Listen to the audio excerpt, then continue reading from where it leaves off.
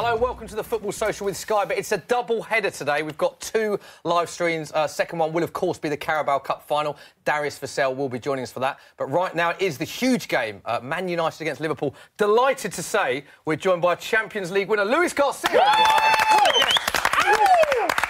Luis, thank you very much for coming on. My pleasure. Big game today for your former club. Massive game for both teams, but for Liverpool because he's challenging the trophy. And alongside you, because you are Team Liverpool, of course, still supporting Liverpool, we have to have a Man United representative, Michael McCubbin. Big game as well for United as well. How do you see this game going? Very big game. Oh, it's a difficult one. Glad Trent Alexander-Arnold isn't playing for Liverpool, but at the same time, we've got Scott McTominay at the base of midfield for United. I believe Matic was injured in the warm-up or something like that. So, yeah, not hugely confident about the midfield battle today. If they get Pogba, then that might crack it for Liverpool. But, don't know. Still quietly confident. Quietly, I like the way you said that, quietly confident. We will confirm the team news with you very shortly. But as well as our feature game, which is Man United versus Liverpool, of course, Arsenal are playing Southampton at the same time, so we'll be giving you all the updates of that game. And who else to talk about Arsenal but Dave Jackson, who we've only ever seen in an Arsenal shirt. I know, mate, yeah. Dave, big game, Arsenal. It is a massive game. How do you see that one panning out? I fully expect Arsenal to be back in the top four by the end of play today. I fancy Liverpool to beat Man United 2-0 actually, and I fancy Arsenal to win this quite comfortably by at least 2 goals. So yeah, back in the top four. Very confident. Yeah, I am, mate.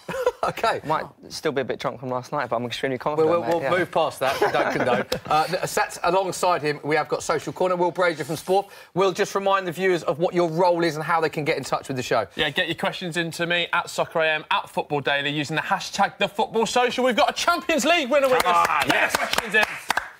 Get your questions in. Get your questions in. Ultimately, get your questions in. Get your questions in at SoccerAM, at Football Daily. Of course, there was a lot of games yesterday that happened in the Premier League. Quite a few goals as well. So here's what happened in the Premier League yesterday. We'll just give you a recap of the results. Big win for Watford. That was a Friday night game. Cardiff 1, Watford 5. Another Friday night fixture was, of course, at the London Stadium. West Ham 3, Fulham 1. We saw some epic dancing from Mikel Antonio, Jamie Carragher and Gary Neville post-match in that game. Not a good weekend for Tottenham Hotspur. They did have the chance to close the gap on City and Liverpool. They lost 2-1 at Burnley at Turf Moor. Pochettino not happy at the end of that game. All about penalties at Bournemouth. 3 penalties in total. 2 were scored, and Josh King missed a late penalty to give Bournemouth all 3 points. That one finished 1-1. Newcastle 2, Huddersfield 0. Good run of form Newcastle have been on lately. And a big result there for Crystal Palace. Leicester 1, Crystal Palace 4. And breaking news today, Claude Puel has been sacked by Leicester. So here's what it means for the Premier League table. It doesn't look good at all, does it, for Huddersfield? 11 points from 27 games, minus 36 goal difference. Rock bottom. Fulham and Southampton make up the bottom 3. Southampton can, of course, go out of the bottom 3 if they manage to beat Arsenal today. Big game for them. Let's have a look at the top of the table. Shame for Spurs, big loss for Spurs. That they could have closed the gap to just 2 points with Liverpool playing today, and of course Man City in the Carabao Cup final do not play in the Premier League this weekend, but they did lose 2-1 at Burnley. So Man City remains top, 65 from 27. Liverpool will go top today with a draw. Lewis, first up, before we talk about your former club Liverpool, breaking news this morning: Claude Puel sacked by Leicester. What did you make of that story? Well, just arriving here at Sky Studios, I heard about it, and well, it's not saying that I would expect to be sacked. I think it was a 6th game in a row losing, and of course, on these days where managers don't have much credit to go through, all bad situations happened during the season for Leicester. Since they won Premier League back on the years, and arriving to this stage where you don't know where this team is going. I think it was the right moment. You got a few weeks to try to rebuild a little bit and get ready for next year, because now Leicester is right in the middle. Yeah. Not afraid of what is happening at the bottom, but with an eye on it. And let's see how it goes from here to forward. But it's a team that deserves to be high on the table. Yeah, they've got a lot of good young players, Leicester. Why do you think, Michael, it's not quite worked out for Claude Puel? A lot of people critiquing the style of football that he plays, like possession football. Were you surprised that the decision was made today? What was your reaction when you heard? I wasn't overly surprised. I quite like Claude Puel personally, but yeah, he's always been criticised on having a slightly more conservative style of play. Obviously, that was the same at Southampton. They got rid of him and it didn't really work. Yeah, obviously the key who they want in next, then fair enough for Leicester. Obviously, Brendan Rodgers has been touted, but yeah, I think echoing what Lou was saying, like I think if you lose 6 games in a row with a team like Leicester, who are kind of vying for top half. Yeah. I think they were conceding something like 2.5 goals a game for the last month, which is pretty unacceptable considering they've got some decent defenders and just a decent squad in general. It's one of those things, a bit of a cliche, but football is a results game, and the results were just going really badly for them, weren't they? And it's interesting what Luis said there. Dead right, managers get no time nowadays, do they? It's such a brutal industry, isn't it, management? It's not changed so much. I mean, Premier League used to be from the Spanish side. We used to look at the Premier League. They always give time to the coaches to settle, to build up something. And now on is the other way around. It's changing a lot, and managers don't have much time to give deliver results, and you have to do it quick or you will be out soon. Dave, bringing you into this, a lot of Leicester fans they seemed like it weren't surprised, I suppose, is the nice way of putting it with this news. Were you surprised when you heard this news? Because they haven't been in a great run of form, Leicester, have they? I wouldn't say I'm surprised because obviously they didn't have the results, but I don't know what Leicester are expecting. You know, do they want to be challenging for the top 4? Like what like they're not in any danger of going down. Maybe if they had a bit of a better run in some of the cups, it's like where are their actual aspirations here? I find it a bit strange with some of the Leicester fans kind of moaning about this manager, but like where are they expected to be? Good point. Leicester fans, get involved in the chat. Get your questions to Will. What do you make of the news that Clawell sacked by Leicester today? We've got to talk about our headline game. First headline game on our first stream today. Man United, Liverpool. Liverpool. Lewis, you must be very pleased watching Liverpool this season. Very much in the title race. Do you think they're favourites at this stage of the season, or would you put Man City favourites? Well, how do you assess the title race at the minute? It's difficult to say favourites because they are so close. I mean, the difference between the two teams is just slightly in some of the games, but they've been so consistent, both of the teams, at this stage. Of course, not long ago, when Liverpool was a few points ahead, people were saying, no, this is done. If they win today against Manchester City, it's done. But at the end, we know that it's a long season. Champions League was almost there, so more games are coming, a lot of pressure. Players feel, for Liverpool, the pressure for Liverpool is quite high. Remembering the days of 2009, 2014, when they were so close to winning, now all that pressure is coming. You got it at the back of your head, so you have to remember there is a lot of pressure on these players, and they are holding there and winning games, even though they are not playing maybe the way that we've seen them play. But they are there, and to be honest, I'm not saying that they are favourites, but they still own the future. So I'm quite confident they can continue until the end of the season with that small gap. Do you think the players are feeling the pressure now, the Liverpool players? I think you feel it while you're out. When you are at home, when you go to train and you finish, and then people come to tell you, listen, please don't happen again, what it happens. But when you're on the pitch, you can't feel that. You can't feel that because you have so many things on the head. You have so focused on what you have to do. And we got fantastic players on the pitch, very experienced in all of them. And they are almost all of them international. So they know what it is to play with pressure. But of course, you finish the game and you know that it's there, and it's not comfortable to live the day by day just knowing that everybody's looking at you for that. Yeah, well, this is what Jurgen Klopp had to say this week. This was him talking to us this week about Liverpool ahead of this big game today. So we never thought with 7 points ahead that halfway through and City will lose from now on all the games or stuff like that. But yesterday again, you saw City are human beings as well. So of course there were 2 penalties, but the game was not the same like before, and so it was not free flowing because we all are influenced by these little moments, and other teams can cause us problems. That's the truth. Not only us, other teams as well. And expectations at Liverpool will be always very high. I don't think, and there's no reason for that people should not have expectations. That's completely okay. They can dream, we dream, but we don't dream during a season. So we have to work for it. And there are nice little moments when you think, okay, it could work out, and other moments when you think it will stay tough until the end, and all that's completely normal. How it always was. And the only big difference is that we are really in the race. And that's for us really positive. All the things are positive. We played 2 days ago against Bayern Munich, and I don't know exactly how it happened, but we were the big favourites in that game. Bayern Munich was 6 times German champion and 5 times in a semi-final in the last 4 years or something like that. And then you play come here, and it's like they have nothing to lose, and we can only get somehow a result. So they showed us a lot of respect, like City showed us a lot of respect when they played here in the league.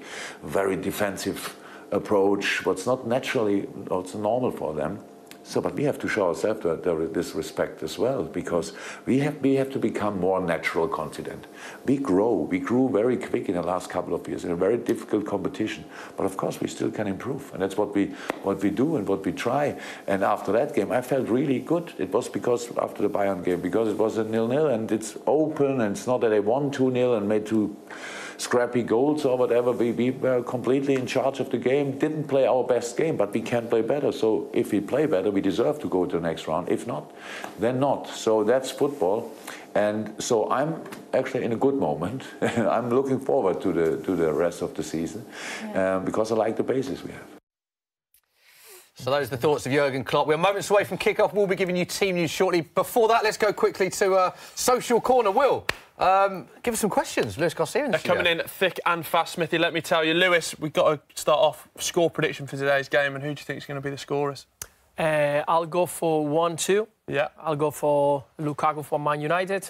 And I'll go for Salah and Firmino for Liverpool. Okay. Solid. Very solid choice. And a lot of questions. There's one in from Jackson McGlynn saying, who is your current favourite Liverpool player? Ooh. I think I'm enjoying Van Dijk at the back, but I always love to see Firmino playing. I mean, the flow, the quality he's got, the technique is fantastic. The way he make the other players play, I mean, I like it. I like it very much.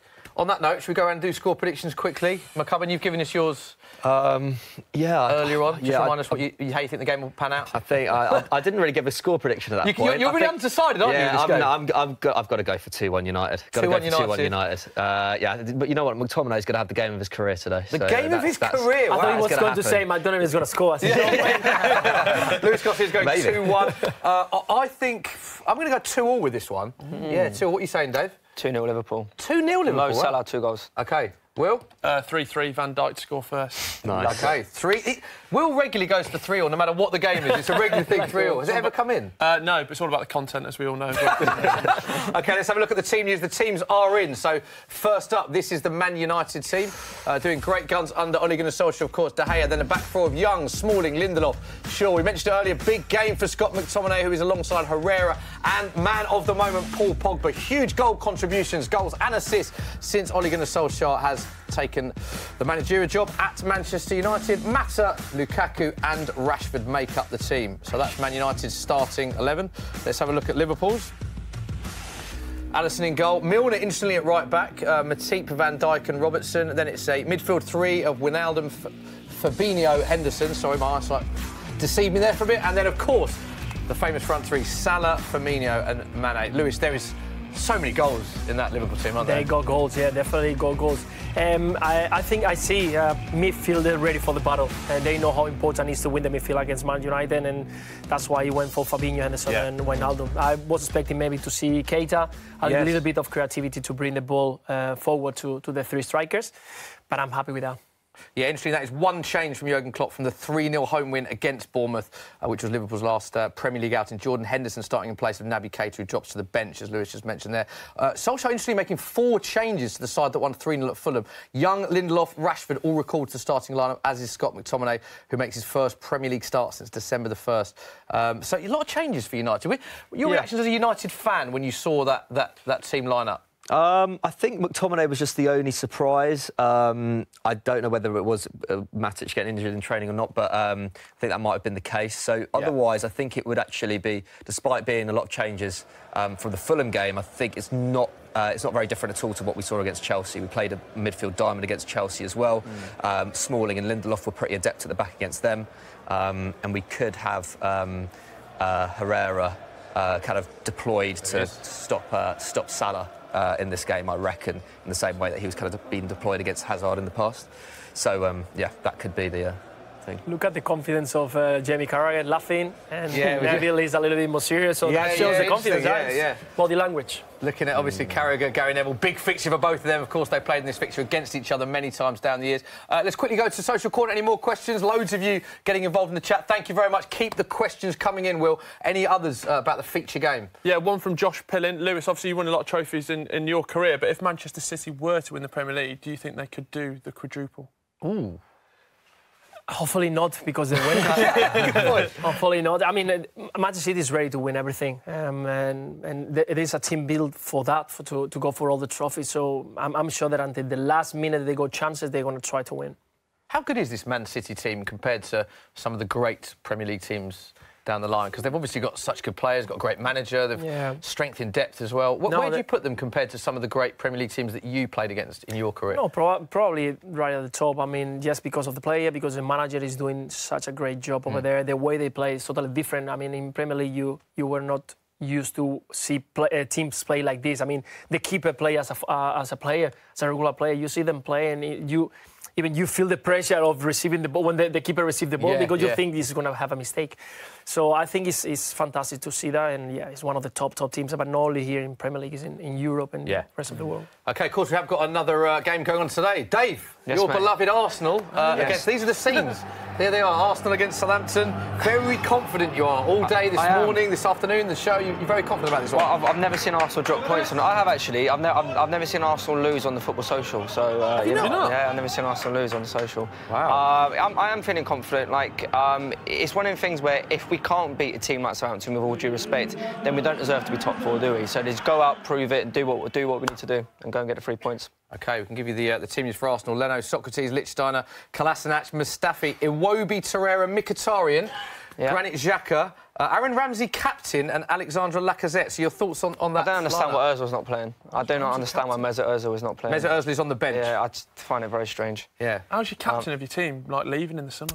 The Ramsey situation is an interesting one. It's quite a rare situation, isn't it? It happens a lot at Arsenal, to be honest, with our like, best players leaving on a free or for a bit of like a knockdown price.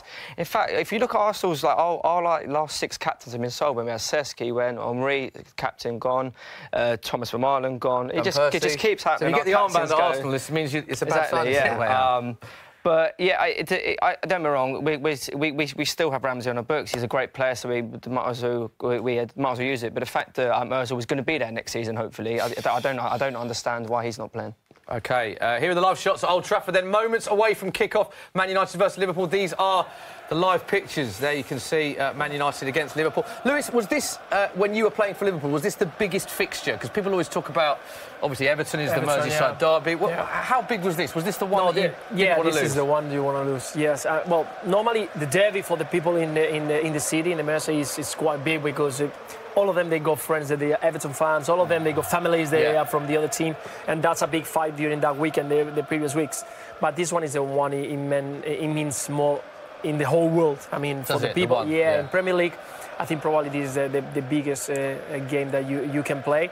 And now that I'm traveling a lot with as an ambassador for the club, and you go away, all of them, they are just worried about this game. It's massive for them, and they only want to win this game. Did you enjoy playing in them then, or did you feel the pressure? Did you feel the nerves? What is it like stepping out onto the pitch in a game like this? I always enjoy playing football, but these kind of games, I was terrified sometimes because they are so they are, but not because of the pressure. It's because I'm not a big lad. The players that I used to play. They go for everything. I mean, I'm 68 kilos, and they were like 90. Every time that the ball was 50-50, I was struggling. Vidic and Ferdinand. Imagine. I mean, so I struggle every time that I play against them. The moment that we had the ball, I enjoyed, but it was always a big fight. Physical. And Man United perspective, McCubbin, is this because again you have Man City as rivals? You've got Liverpool. Is this the one game that you want to win more than any other match? Yeah, I'd say so. Obviously, in growing up as a United fan in the kind of noughties, Liverpool were never as big a threat. But I'd say, like in the mid-noughties, Arsenal and Chelsea were bigger games. But now I think, definitely. And I've got a few Liverpool supporting mates and very few United supporting mates, so I think that makes a big difference as well. Yeah, that is important, isn't it? Who your friends support, how you react to it. Right, 2:05 is the kick-off time, so we are a minute away from kick-off. Let's go back to Social Corner. Well, what have people been talking about? Have we got any predictions from the fans? Is it mainly Liverpool, mainly United? How are they feeling? It's very split at the moment, is it? Smithy. I think the lineup's changed a lot of things. But a personal question for Lewis: would you rather score a 40-yard screamer or go on a solo dribble from the halfway line? Great question. I like how much you're thinking about it. You don't want to get Javy, right? I think of Luis Garcia as 40-yarders more. Yeah, screamer, because if I have to run 50 yards, they will catch me. They will catch me. So yeah, the 40-yard screamer, yeah, definitely. Yes. Good question, that. Any more, Will? One about Sarri as well. Obviously, the game coming up later on. What's your opinion on him? Do you think he should be there, or do you think he should be gone? Again, it's about results, and Chelsea is, of course, desperate to get good results and to don't leave the top 4 of the fight to win the Premier League. At this stage, it's about build up something for the next year, or maybe change everything. I will give him the chance to prove himself. I think he's a fantastic manager. On a period with Liverpool and City being the dominance on the Premier League, I will give him a little bit of time.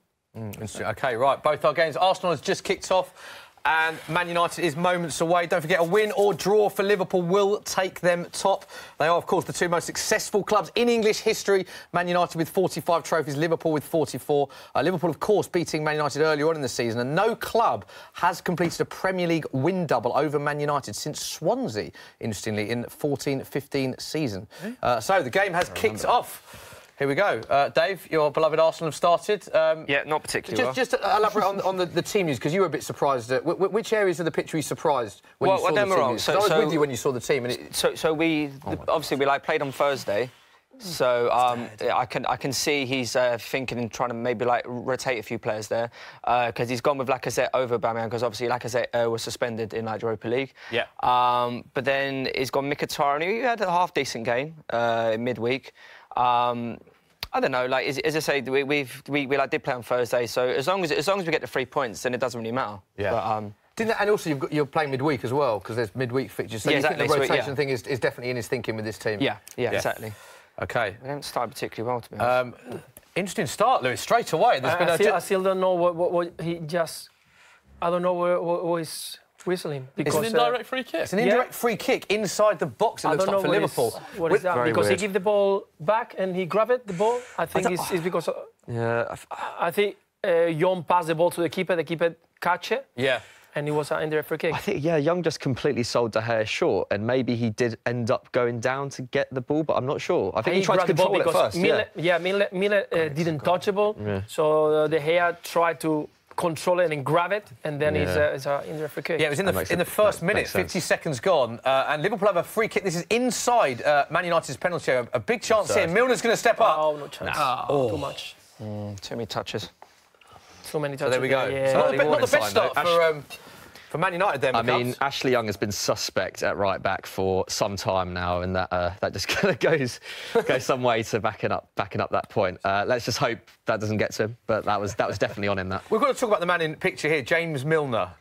For all of Liverpool's great players, you talk about Salah, Firmino, Naby Keita, all of their big, expensive players they've brought in over the last years. James Milner was a free, and he's someone that steps in all sorts of positions. Fantastic player. He's so underrated, isn't he, James Milner? And he can play in so many positions as well. Yeah, because of that, because he can play. I mean, he's playing as a right fullback, playing midfield. He can play as a striker. Or we've seen it on the wing. I mean, he's the total player. You won't play it on your team like this one, because he can give you so much during the whole season. Doesn't get many injuries. Every time that you ask him to do a job, he does it on a high average. So, fantastic player for Liverpool, like you said. I think from when they let him go, they miss a big player. And also, he holds an amazing stat that he's scored in 50 different Premier League games and never been on the losing side when he scored a Premier League goal. That is a Premier League record. 9th in the all-time Premier League appearances as well, 506 games. So he's the kind of player you can imagine can play another few years as well. Because definitely. His fitness is incredible, isn't it? Exactly. You look at him, he looks after himself, and physically he's fantastic at the moment. Running stats is great, and like I said, not many injuries that shows that he looks after himself. OK.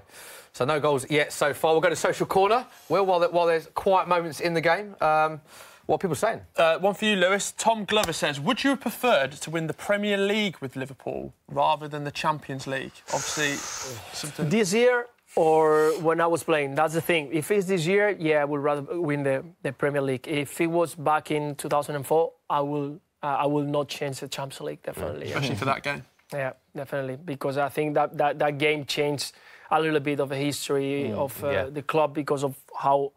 Because it was the 5th one, it was the one to keep, and because it was a very special game. And Premier League, of course, we all miss Premier League, but because we won 5 Champions League for the club, so... And you were so involved in that Champions League campaign, Yeah, scored in the it was a good quarter-final one. against Juventus, the semi-final that everyone remembers, the goal against Chelsea. Yes, against Bayern Munich. Bayern Leverkusen, sorry, yes. An amazing season for you personally as well, wasn't it? Yeah, it was fantastic. I mean, I arrived to the Premier League and had the chance. We played the Carling Cup at that time. We played the final. We played the Champions League final the year after FA Cup. So we had a fantastic 3 years in a row. Getting both, not all the trophy, because we also lost the international competition back in Japan. But we were involved in a lot of finals, and I think the team did very well. Yeah, we're going to talk more about Lewis's career at the half-time stage. When we've got a break in play, we're going to talk more about that. Southampton. Dave, what happened there? Talk us through it. Arsenal trying to play offside with the slowest defence in the world, so well done there. Yeah, just really poor defending. Nathan Redmond probably should have scored. He was through on goal, and great save from Leno. Well Friend done. of the Football Social, of course, Nathan Redmond. So first chance for Southampton. Have they been the better team so far, Dave? It's been about evens. Arsenal had a corner. They didn't really make much of it. But yeah, that was a penalty. Come on! Yes! It's a goal! Yes! Dave Jackson, talk us Get through what's going it! on, because Lacazette, Arsenal lovely wanted a little penalty. flick. But the ball's in the back of the net. Is it a goal? You tell me, you're watching it. Well, I don't know. I don't know if the linesman's got it. No, it's a goal. Yes, Lacazette. Yes, so it was a lovely little flick from Lacazette with his right boot into the back of the net. Well done. And the referee he's done well. And what are Southampton appealing for here? Because they're appealing for offside. Arsenal appealing for a penalty. I feel like Arsenal could maybe potentially have had a penalty here. There was a player dragged down. Is he offside? Ooh. No. Offside for you, Lewis. I think he's offside, and lucky you there is no VAR yet here in the Premier League, because I think that's offside. That's a great finish. That is fantastic finish. It's a great finish. We're just looking at the replays now. It's not here in this one. We have to check the one is on the side. The camera is on the side, because from here, maybe this one we can see a little bit. It should have been a penalty anyway. Yeah. No, it's not. It's not offside.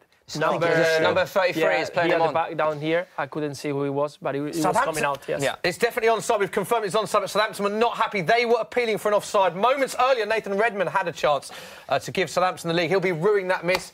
And the Football Social will not be the Football Social without Mark, our floor manager, bringing in some water. So thank you, Mark. Lewis, Thank you. Thank you, Mark. He didn't look at the camera this time. He usually comes in and looks at the camera. But next time. Water in a can. Water in a can. So, first goal of the day, Arsenal 1, Southampton 0. Dave, you were very confident. 7 minutes gone. I know. Good start. Yeah. Oh, there's Mo Salah. Salah with a chance. Good chance. Good moment from Salah. I liked it. Yeah, talk us through what happened there, Lewis. Big chance for Liverpool. Half chance for Liverpool. Did you say that one? Yeah, well, not even a half chance. we are getting a quarter chance. No, it's quarter chance, exactly. No, but it was a good move, and Salah looked sharp on the movement, so I liked it. Didn't arrive to do any more damage, but like on the right side. Yeah, 5 minutes gone in that game. 7 minutes, gone in that game. Liverpool with slight chance. We'll go to social corner while we have a break in play. Will, what's going on? A question for the panel. What do we think about Chelsea's transfer ban this week? Obviously missing out on 2 windows. They've got an awful lot of players to bring back, but how will that affect them going forward? Oh, McCubbin. Go to you first. Sorry, that's from Big Man Jommy. So that's Big Man Jommy. That's a great username there. OK, thanks, Big Man Jommy. Yeah, I mean, you'd hope that this would be a springboard for Chelsea to, use this as an opportunity to bring players back, consolidate someone like Callum Hudson-Odoi in the side, with Willian and Pedro obviously kind of slowly probably going to leave the club in the next couple of years. Someone like Ruben Loftus-Cheek as well, who's been criminally underused by Maurizio Sarri. So you'd hope they'd use this as an opportunity, but it's a weird one for Chelsea. Obviously, probably the most uncertain times for the club, kind of since Abramovich took over. Obviously, there's rumours that he could be selling up the club in the future. So, it's a weird time to be a Chelsea fan. Yeah. And you can see why they're getting frustrated with the current situation as well, because really, they don't really know what's coming up for them. Usually, Chelsea, they're one sacking and a new appointment away from a Premier League title challenge. Now it's not so certain. Quick chance in the Arsenal game, Dave? There was. Granit Xhaka had a shot from just outside the box. It was actually quite well wide. Xhaka boom. Yeah, Xhaka, my favourite player. Yeah, brilliant. Yeah, it's gone well. Well, I say well wide. It was unlucky. Worth a go though. Worth a go. Worth a go. Okay, yeah. So. And I've just watched Lacazette. He was definitely onside. He was definitely. Yeah, we can confirm that was onside. 6 minutes gone. Lacazette making it 1-0 to Arsenal. Redmond was in the 5th minute that he had that chance. So big moment in that game. We've got a price boost for you now in our feature game. Here we go. That was early. There we go. Thank you very much. That went early. Correct score: Man United to win 2-1 in our feature game. That was 10-1. It's now 11-1. That is with Sky Bet. Don't forget, you must be 18 plus. Full terms and conditions apply. So 11-1 on Man United to win 2-1. McCubbin. Yeah, I'd say maybe fair enough. Liverpool have probably been slightly better so far. Yeah. But United have threatened on the break a couple of times. Rashford could have done with a little bit more patience a few minutes ago. Just kind of let a shot off from 20 yards when he could have held it up. Waited for Lukaku to catch up with him. But yeah, I don't know. It's an interesting one. Interesting one. I think both teams so far look all right defensively. Yeah. But Liverpool definitely obviously have more tools. Yeah, I think it's fair enough. Yeah, OK, we just saw a shot of Paul Pogba. Let's chat Pogba because, of course, 8 goals and 5 assists in 9 Premier League appearances under Solskjaer. That is the most goal involvements in the Premier League and across major European leagues since Solskjaer was appointed. I mean, incredible turnaround. That's pretty unreal. I don't know whether that's... I'd be interested to see. Obviously, Messi scored a hat-trick yesterday. I don't know whether that makes him catch up. But still, that is unbelievable. It really is unbelievable. I think he's only not scored or assisted in 1 game of those 9 Premier League games since Solskjaer's been in. So it is pretty unreal. And I think he's actually defending quite well as well. He's picking up the ball, winning back the ball in quite kind of good areas as well. So his defensive contribution's actually gone up as well. My one worry is that he... Obviously, he's been targeted a lot more now. I think he lost the ball 5 times against Chelsea, which wasn't great, and his pass accuracy wasn't brilliant either. So, because other managers are targeting him because of the success he's having. I think to an extent, and also obviously he's playing in more dangerous areas as well. Solskjaer's giving him a much more advanced role as well. So he's not. He's probably not controlling games as much as we'd like to see from him, but if he does carry on producing goals and assists, then that won't be a problem. It's if they dry up, which they might do a little bit, you'd expect that there might be a bit of rethinking needs to be done. But yeah, he can't really complain, to be honest. He's in the form of his life in terms of goals. Lewis, thoughts on Paul Pogba this season, because the turnaround under Ole Gunnar Solskjaer has been incredible. No, it's been fantastic. Yeah, and well, you're talking about comparing him with Lionel Messi. I mean, something that is quite. Difficult to keep the pace of this player. He scored 3 goals yesterday plus an assist. So it's quite amazing what he's doing again this year, not the year before and 10 years back. This year again. And Pogba came with a lot of pressure. All the people just pointed at him because the money he cost and because he wasn't delivering, and suddenly he made a click and he's playing the way that we all like to watch Pogba. Yeah, I'm a Liverpool fan, but that doesn't mean that I like to watch good players. And I think Pogba can give a lot to Man United this season. Where do you rank him in terms of... Because you mentioned Messi there, we've obviously got Ronaldo. There's a lot of world-class players playing now. Modric had a fantastic season last season, Neymar. Where do you rank Paul Pogba amongst the very best players in the world? I'm not probably one of those that like to rank things, because it depends on the moment, it depends on the team that you're playing, the momentum of the team. So Pogba is a player who... Because of the money he costs, he has to be at the top of the top, and he's showing that he can be there. But you need a long period to be named, be in this rank or be on that one. He's been doing great, but sometimes people just say, oh, he has to be with the top of the ball. Give him a little bit of time and see what happened. Mbappe was the same when he came out. He said, no, he's the best of the best, comparing with this one, comparing with that one. And now in Spain, we got Vinicius Junior arriving to Real Madrid, and people is trying to compare him with Neymar and with Cristiano Ronaldo. Hold on, he's 18. Just give him the time. So I think he's a fantastic player who is doing a great job at this moment. He's turning around the situation of Man United, of course, with some other players. He's doing fantastic. So hopefully he can keep going and give more things to football. Yeah, chance in the Arsenal game. Dave, what happened there? We have got the worst defence, honestly. It's ridiculous. What happened? It was all Arsenal's undoing, but I don't know which player's down, but he's been down for a while. There's a chance. I think it was Redmond again, actually. He's live, isn't he, Redmond? Yeah, because he's kind of playing as like a false 10 kind of thing. He's playing very, very high up the pitch. I'm just trying to see what happened in terms of an injury. Or he's had an elbow to the face. Granit Xhaka. Is it? Oh, no, the clash. Yeah. he's basically taken an elbow to his chin, so he's going to be down for a bit. But yeah, Arsenal's defence, it's not great at all. So we Southampton have had chances, haven't they? They have, We're really watching the feature game, but Yeah. just glancing in the corner of our eyes. We can have a look. Here's the chance now. Talk us through this chance. Yeah, so the ball played from the left. Decent save, but he's kind of put it into a bit of a danger area. But there, like, instead of that ball going to row Z, he's kind of just put it back into another area. So it's a lot of the problems are our own kind of doing, which is, you know, I think we need to start building momentum here, and so we need to cut out some of these mistakes. And Kolasinac had a slight, it was a sort of knock to the face. We don't think it was intentional, but he's still down, breathing quite heavily. We expect him to carry on. Yeah. He just needs a bit of magic. Probably what Arsenal need now, a little bit, 5 minutes just to reassess. We do, yeah. We look quite dangerous going forward. Run from Matip. Chance in the United game are coming. I think, was it Matip who just ran through about 3 players? Yes. Good run, wasn't it? That was uncharacteristic from him. But here it is. Yeah, and then gets body checked. We're giving away too many fouls, actually, United, in these opening stages. That wasn't great from Herrera, to be honest. Lindelof probably could have mopped up there, but didn't take any chances and brought him down in the D. So, yeah, good chance for Liverpool now. Fantastic chance. Yeah, big chance for Liverpool now. Interesting to see. This is right on the edge of the box. Well, surely that was a booking as well, right? Was that a booking? I don't think he got. I think he got away with that, which is yellow, which is weird. Like Michael Oliver, I like as a ref, but yeah, he definitely should have got yellow for that. Yeah, there were. Yeah, lucky that wasn't a booking there. So big chance, Liverpool. Who do you expect to take this? Do we expect to see Mo Salah? Yeah, I think so. On the left footed, this is a perfect position for him. Told you, mate. Maybe It's too a great close. position, isn't it? Yeah, it's a very good position. Maybe too close to bend it over the wall. It's a bit too close because you have to hit it perfectly. But it's a good chance. Let's see if he doesn't try to put it under the wall. That is Chance. Mkhitaryan, yes! Goal for Arsenal, Dave Quilly! Grim. Extremely bad defending from Southampton there, basically their own doing there. The ball was played, Southampton defence was mucking about with it.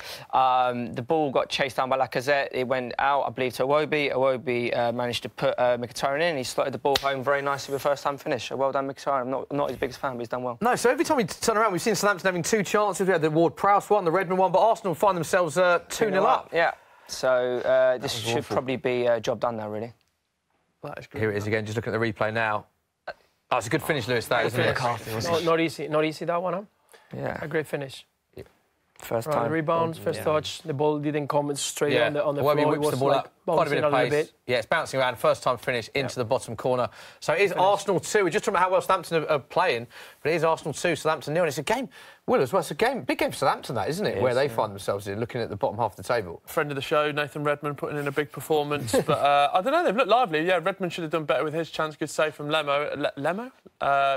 And Target had a chance as well. But I like him. But then when we were on the Football Social the other week, lost 2-1 at home to Cardiff. So yeah, they seem to be back on the up. But that was an absolutely shocking result. So I don't know. They're still in doubt. I think people have written them off as the bottom 3. Good from Robertson, that. Robinho. Firmino, amazing. Liverpool definitely started the better of the 2 teams, would you say, Lewis? Definitely. Yeah. They are keeping the ball. They are creating chances at the front. No clear ones, but he's dominating the game. And, now we've seen a beautiful play with Firmino once again, with the perfect timing, with a great ball to the runner on the left. And, I didn't find a player to finish the play. Looking at the title race, we saw the table earlier. Is a point for Liverpool a good result here for the title? Because it is at Old Trafford, the way that Man United are playing, or will they think they need to win this? I think when you come to Manchester to play, you need to think about at this stage of the season to get the 3 points. Right. You cannot think about because at the end, if you think about getting a draw, you will be happy. And, psychologically, you mean? Yeah, definitely. When you are there and you think that you're okay, and then you will struggle, you will have a counter-attack or whatever, and you will receive a goal. I think the way Liverpool is playing, getting the ball, dominating from the first minute, is the way it has to be, and try to score at least one, because you know how dangerous is Manchester United when he gets the ball in the counter-attack. Yeah, we haven't seen the possession stats, but it is all... I mean, I imagine Liverpool heavily dominating the ball, heavily dominating possession. A few chances, but it is still 0-0 in that feature game, 17 minutes gone. 2-0. Arsenal's quite a busy game, the Arsenal game. Another incident. Are they appealing for a penalty, Dave? I think it would have been harsh. The Southampton defenders' arms were by his side, so I mean, it'd be very difficult to kind of give that as a pen. But, Arsenal... it was almost a lovely through ball there.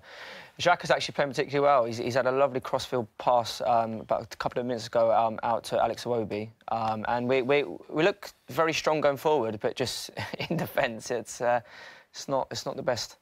But yeah, we are winning 2-0. Yeah, so not a great start from Southampton. Arsenal on the attack again. Ball not cleared. So Arsenal's record, played 13, won 4, drawn 4, lost 5. He steadied the ship a little bit, but they still look like they're leaking a lot of goals, don't they? Who's this, Arsenal? Southampton. Oh, Southampton. Yeah, their defence isn't great, to be honest. As I said, both Arsenal goals were definitely preventable. And if you're in that kind of relegation scrap, they're the kind of things you need to nip out. And they have a terrible stat of winning only one of their last 67 Premier League games when trailing at half-time. Losing 53 of them as well. So that is a stat Southampton fans won't want to hear. Apologies for reminding you about that. And it looks like they will probably go in at half-time, barring a miracle now. Behind in that one as well. Also have the youngest average starting 11 in the Premier League this season, 25 years, 319 days. So it's been a lively start at the Emirates. Still no goals yet in our feature game. McCubbin, United's perspective, been disappointed as a United fan? A little bit, and we've also got a bit worrying as well, because I believe Herrera is down. I thought he was just doing a little bit of old-fashioned time wasting at 19 minutes, but looks like he's going to be replaced by Andres Pereira. That is a big loss for United. Big loss. That's someone who was being employed to kind of quieten down Salah before he could enter the box. Pereira, is he capable of doing that kind of job? Personally, I don't think so. I do like Pereira as on the ball, but off the ball isn't necessarily the best defensive midfield option. Him and McTominay, both relatively inexperienced, especially in games like this. Not good news for United at all. That's a bit worrying, that. Liverpool on the attack now. Oh, offside. Also, Rushford, I think he doesn't feel well because he was talking also with Ole at the just a couple of minutes ago, and something happened also with him. Interesting stuff. Herrera seems really hurt as well. He's gone down to the dressing room as well. Herrera walking straight down the tunnel, and that is a confirmation of that substitute. Ander Herrera off, Andreas Pereira on, straight on, 20 minutes gone. And as Lewis said, Marcus Rashford, interesting to see if he carries on as well. Who, interestingly, is having his best scoring season in the Premier League, 9 goals, 8 goals in his last 15 appearances. When we mentioned Pogba, we've got to talk about Rashford as well, because he's been brilliant this season. Yeah, unreal. Particularly under Solskjaer again, like best scorer in his life. I think he's got 8 and 15, had 3 and 29 before. So, pretty amazing. And they've also had a really good relationship as well, him and Pogba. When we are playing with a one up front, he's the one who makes it in over Lukaku, which is again pretty amazing considering we only spent 75 mil on Lukaku only about a year and a half ago. And I still, because there's a lot of United fans who think Lukaku's on his way out. I still think he's a top quality striker who's just had very, very difficult 7 months. But can't really fault Rashford at the moment, to be honest. Still, he's still only 21, and still, he still has that kind of rawness. There's still, his decision making isn't there all the time. But having said that, I don't know, he just offers so much more mobility going forward. And at the moment, it's hard to see a future without him leading the line for United right now. Yeah, scored twice, of course, in United's 2-1 Premier League home win against Liverpool back in March last year. Interestingly, here's a 10-to-1 price boost to score the first goal today. That was 8-to-1. So 10-to-1 price boost to get the first goal, Marcus Rashford. Don't forget, you must be 18 plus. Full terms and conditions apply. Will. There we go. Thank you very much. We'll get involved next time. Like that. Here we go. Oh, what for United? First chance for United. Van Dijk again, clearing the danger. McCubbin, talk us through this first bit of play we've seen from United. Yeah, Rashford lays it off to Paul Pogba. Nice ball into the box, actually, towards Lukaku, but obviously Van Dijk got there ahead of him. On current form, you'd back him to win that duel. So, quarter for United, I believe, the first one of the game, so we'll see what happens here. Here we are. Will's excited, aren't you? No, just Arsenal's defence, absolutely grim. Leno just flapping at a ball there. Looks like Lingard could come on as well. Yeah, you spotted this earlier. It looks like Lingard for... Unless it's Mata. Oh, wow. That's not great either. Mata's limping. Rashford's... But they're both limping, actually. The cameras have just had a shot of Mata and Rashford both limping. Unsure which Alexis Sanchez was also warming up. Yeah. So it's a terrible start for If we had to make 3 substitutions before half an hour, that would be a disaster. Maybe it's the weather, because we're not used to the sunshine in Manchester. It's true. It does usually rain, doesn't it, up in Manchester? It's been an amazing few days weather-wise, hasn't it, really? Oh, well, you can see the complexion of my skin, Smithy. It's absolutely changed. So we're just going to get confirmation. Oh, ref, come on! That was bad. But Mata looks like he's on his last legs. Strong tackle there, which 2 strong tackles, actually. James Milner being booked there. Absolutely love James Milner. That should have been a yellow card for James Milner. Look at this from Juan Mata. And what happened? Dispossesses Salah despite walking with a limp. Henderson also, he was injured. I think Juan Mata's leg's gone there because he kicked the ball straight out of play here. You look at him, this shot here. I think he's just pulled something there. And Paul Pogba has been cleaned out by James Milner. So James Milner's been booked for the challenge on Pogba, but waiting to see if Mata can carry on. I'd be amazed if Juan Mata can carry on after that. And is that Firmino down as well? A lot of injuries early on. No, I think when he was going to pass, he twisted the ankle or something like that. And on the pass, he gave to I can't remember. Oh my God, Mo Salah on the right side. Yeah, he was trying to drive the ball and try to pass it over him, and I think he twisted the ankle a little bit. So we'll keep that. Jesse Lingard is warming up. He's stripped as well, so he looks like he's coming on. So we expect this to be 4-1 Mata. And don't forget, Man United already having to make a change early on. Pereira just working out who's coming on. So they've already made one change. We're just getting confirmation of who's coming off. Yeah, not a great start for United. Matt's going off, isn't it? Oh, no. So there he is, Juan Mata walking very gingerly indeed off the pitch. So obviously this has been a really feisty start to the game, especially in the last 5 minutes, Lewis. Yeah. But obviously, not good for the Spanish lads, huh? No, that's not good at all. Not good for the Spanish guys, no. But like, you must have played in a few kind of quite feisty games like this when you were at Liverpool. Obviously, Gerrard and Carragher you both played with. Were there any other players in that Liverpool team who you could always rely on to be hard in the challenge in these kind of games? Like Didi Hamann was fantastic player for this kind of games. You knew that it was going to be tough to have him. If he is on the pitch, you know that he goes on the tackle easily, no worry at all. Stephen Warnock, fantastic, another English guy. Yeah, you know that when he's a challenge, he's going to go there. We used to say that if he's a wall, he has to hit it, he goes against the wall. He's not worried about it. And we had a few of the lads that we knew in these kind of games we need them because they were the ones who go on the battle. Yeah. Interesting, the 2-1 price boost to Manchester United, which we brought you earlier on in the show, that was 11-1. That is now 18-1. Man United 2-1 price boost with Sky Bet. Don't forget, it must be 18 plus. Full terms and conditions apply. So there it is on your screen right now. You need to get on that. That's a big one. Really on the back. With it. Ball whipped in from Milner. Ooh. And you talk about physical players on your team. Who are the most physical players to play against when you're... Against? Rio, John Terry. It was a few other ones. I can't remember. One in Bolton. Bolton one, there was a couple of them also. It was Davids, that it was a striker, but you were scared just to go near them on the corners. I was in the middle, and it was, Kevin Davis for Bolton? Yes. You know they were tough, like, physically. Would they give it, like, verbally as well? Would they try and get in your head? No, not really. No, not really. I mean, to be honest, the first 6-8 months I couldn't understand them, so I wasn't bothered at all. But after, no, it's not. In Spain, we normally try to do that a lot more. The players will come or defenders will come to tell you, listen, I'm gonna kick you, I'm gonna do this, I'm gonna do that. How bad are you? And this kind of stuff. You're trying to get you out of there. But here in England, no, I didn't suffer about that. Just complaining about stop going on the floor or diving, and this kind of stuff. I was going. I almost threw a bad word, but sorry. I control it very well. Well done. I was going to say what they used to call me. Move on from that. I control that. So well done. Well done, Lewis. It was like that. Normally not telling you about it. So it was okay. It was more about physically. And when you go on the ball, they used to go 120%, and it was difficult to beat that. Yeah, we'll do it. We're going to have a Q&A with Luis Garcia at half-time of this. So if you've got a question for Luis about his playing career, players he played with or against, remind us how they can get involved, Will. Yeah, get involved at Soccer AM, at Football Daily, using the hashtag, the Football Social, whatever you want. Well, not whatever you want, because there might be some cheeky ones in there. But the questions will be vetted, but they will be asked to Luis Garcia. And on that note, have we got any about the game so far? Because it's been a quite stop-start for Man United. There's a lot of players, more players limping as well now. How are United fans reacting to this game so far? Fingers crossed I might get the call-up, Smithy. But Howard Anderson says, who is the most important player in Liverpool's midfield at the moment? Wijnaldum has been best over the season. Obviously, Hendo's the captain. Fabinho's come into form. So who would you rank up there, Lewis? I think at the moment, I mean, Gini is doing great. Keita, I love him because I like this kind of player.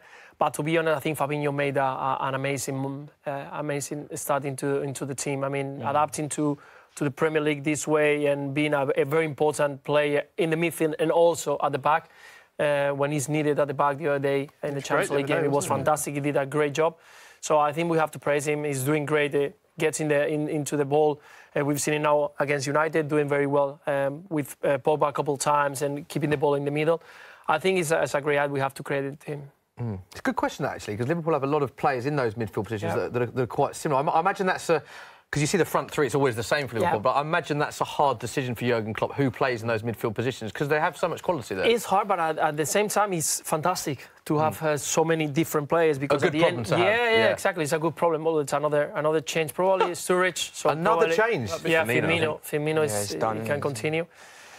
Yes, I've checked before the bench of Liverpool, and if you have a look, I think it was like 4 strikers. There is no centre backs at all, so no defenders. And you got Arnold, and that's about it. We can look at the bench now. Trent Alexander-Arnold, Mignolet, then it's Shaqiri, Origi, Lallana, Sturridge, Keita. So you're right. It's very attacking, isn't it? So you know that if something happened to the one at the back, you know that it has to be Fabinho, the one who goes to get the place. Yeah. So it's another forced change as well.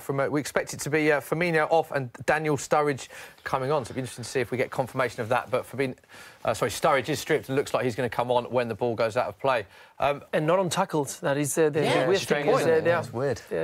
They haven't been a very big tackle or challenges, but you have a look, is limping because of physically problems. Yeah, so not great for both managers having to adapt a little bit. Liverpool down the right here, James Milner. Set to whip it in. Also, to think about it, there is Sturridge going in the other day on the Champions League game.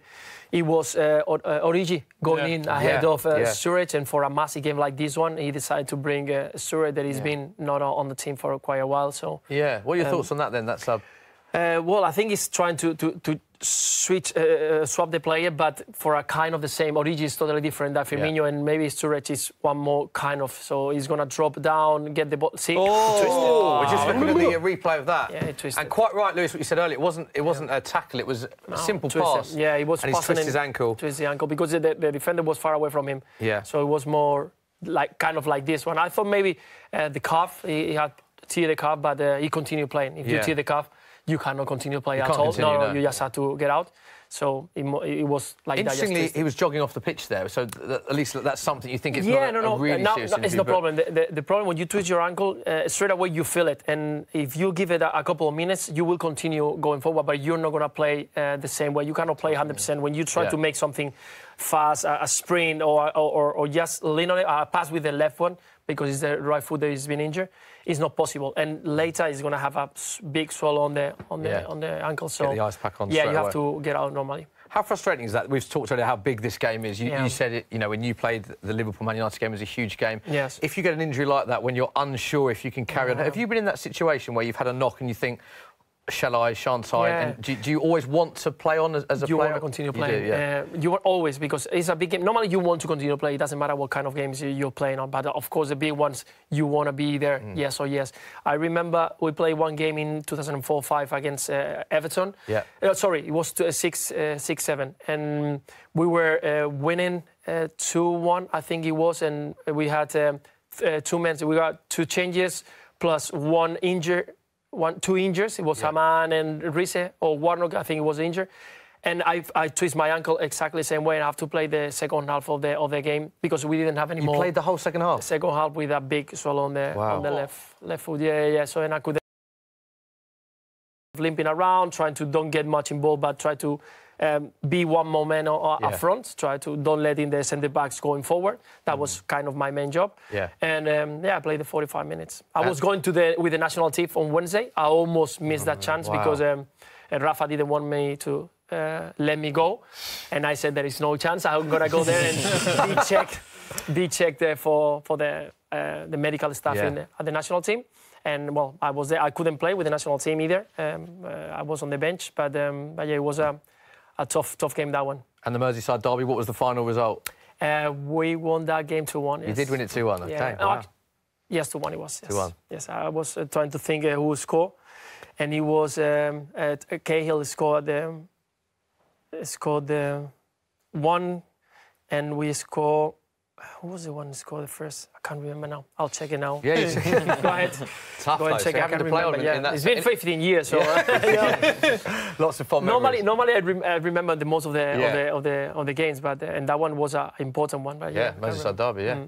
Any further questions from social? Will? Some good questions so far. Keep them coming. Sort of picking up on that from Rick Carr says, what's the sort of most intimidating atmosphere you've played in front of? Intimidating.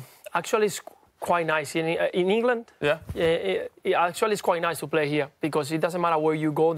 You feel that the atmosphere is good because the good crowds. People don't. The crowds don't try to. Normally, I wasn't the player who they used to focus on. Yeah. Steven Gerrard probably was one of the ones. Jamie Carragher. So I never been like on the spot to feel it. So I quite enjoy all the pitches. I didn't like when we used to go somewhere and the grass wasn't good or it was muddy all of that because it wasn't kind of my game. So I enjoy more when the crowds are loud. It's fantastic to play. But any player will tell you that they prefer that than a quiet place. Olympiacos, for example, in Champions League was quite a bad one because go there with the flares and people and stuff. Those one of the games that you don't know what is going to happen, so you're a bit afraid. Imagine St Andrews has got an intimidating atmosphere, was it? We did say some context here. Will is a big Birmingham City fan. Yeah, so he likes to crowbar Birmingham. Atmosphere. So, memories of playing against Birmingham? Yeah, I scored one nice goal over there. All right, Lewis. Next question.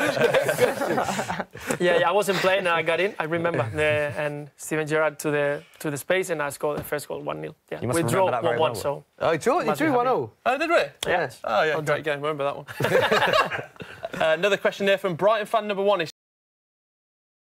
On to a lot more at half-time, but just off the top of the head, who is the best player you've ever played with? Again, in England or in the teams that I play? Whole career, let's go for that. The best player has to be Ronaldinho. It was quite an amazing player. I mean, every single game it was something different. Every single training was something different. It was fantastic. And the way he feels football, always with a smile, enjoying. There was no worry at all. And at that stage, it was probably one of the best moments of his career. It was 3, 4, 5, 6. Those years, he was probably the Messi at this moment. It was amazing. No other player was near him. Wow. That's probably the best answer you've ever had. I was going to ask. Like, obviously, you were at Barcelona 3-4 when Ronaldinho came in. Yes. Obviously, Messi was not that far away from making the first team as well. Did you get to train with Messi much before? Yeah. He came. He made the debut when we played against Oporto. It was a game. We were on the opening ceremony of the stadium, the new stadium, and he came with us on the just before I left Barcelona to Liverpool. He came with us in the pre-season tour, and you could see he scored in one of the games, and so you could see, but he was only 16. He was only 16 years old, and normally in the pre-season tour, I did myself 3 pre-season tours before to play for the first team. So normally you get a few of them, and some of them they make it, and some others not. So we saw that he was a good player, but he was only 16. We'll see. And then when I moved to Liverpool, that year Eusebio was the second coach for Rijkaard back in Barcelona. Things going because they were going to win the La Liga, and he said, fantastic, and we got this kid that is just amazing. I said, Messi? He said, but you cannot imagine the difference he makes on the training because he wasn't played that much in the first year, so you cannot imagine how much different he makes on the. He's not focused on dribblings. Oh, no, he gets the ball, go forward and scores. Every single training, he scored 10 goals. And a year after, boom, explode and become one of the best players in the world. And at this stage, people will compare him with Maradona, with Pelé, with the biggest ones. For me, in my opinion, I think he's the greatest of all time. Greatest of all time, Wow, what an answer. To agree with that. What an answer. Have there been any other players? You mentioned Messi there. You saw him as a 16-year-old when you were a first-team player at Barcelona. Have there been any other players when you've been a first-team player that, as a young player, has come to train with the first team that you've thought, wow, this person is special? Actually, for example, in Atletico Madrid, we had Coque. He came from the second team, and we saw that he was a fantastic player. But again, like I said before, we've seen so many players arriving or being. When I was in the academy of Barcelona, Xavi and Mario Rosas, you never heard about him. No. Javy and Mario Rosas were the only two players. They were 17. I was 19, and they were 16, 17. Yeah. They were the only two players training with the first team. Oh. Give me a second, I'll tell you now, because it's... Oh, it's gone out. Out. Oh. Sorry. And they were the only two players playing for the Yeah. training for the first team couple of days a week. They were playing with us in the Barcelona B and training with the first team. Mario was probably the best player. I mean, for us, he's going to be the new Messi. More so than Javy? More than Wow. anybody. He was the best player. He was a second striker, fantastic to feed. He was small, fast, quick, amazing player. And when we finished 2 years after, I went to Valladolid, the first team in La Liga, in first division, and I played there and I moved. No chance, 2-0. You're happy with 2-0? And Mario Rosas, we never heard about him. He went to Alaves, didn't have a chance to play. He played in second division, but he made a career in second division and second B division. But to be honest, for us, it was a shock. And sometimes it happens. You see players 18, 19, or almost 20, that they are so good, so fantastic player that you see a bright future for them, and they don't make it. So one ended up going down the leagues, and the other player, as we know, became one of the greatest midfielders of all In the time. whole history, and at that point, you couldn't separate them when No, they were young not kids. at all. I mean, you could see them, and you will say, oh, I mean, Puyol, when he was playing with us, he was a right winger. Right winger. Really? Yeah, he played 2 years as a right winger. And we knew that he was good, but he was tough, he was a runner, he was a fighter, but no one will thought that he will become what he became. Yeah. I mean, no one at all. If you tell them, well, probably he will tell you that, it was the belief he had in himself, the fight, the run, but not at all to... Chance for Man United. What a save. What a save. What a save. Big save from Alisson. Oh, my God. So, Great play for... well, hopefully Carlos Paul will come on the Football Social and he can tell us himself, can't he? That'd be great. What a save that Big is. chance for Man United. Lukaku That's a great played ball. in. What a save from Alisson. keeper. First real chance for Man United. 40 minutes gone. Just having a look at the replay here, McCubbin. Jesse Lingard doesn't do a lot wrong, Lingard. It's just very good save from Alisson. Wow. He's And that's got the benefit no right of to having save Lingard that, on is instead of Mata, is you've got that extra runner in.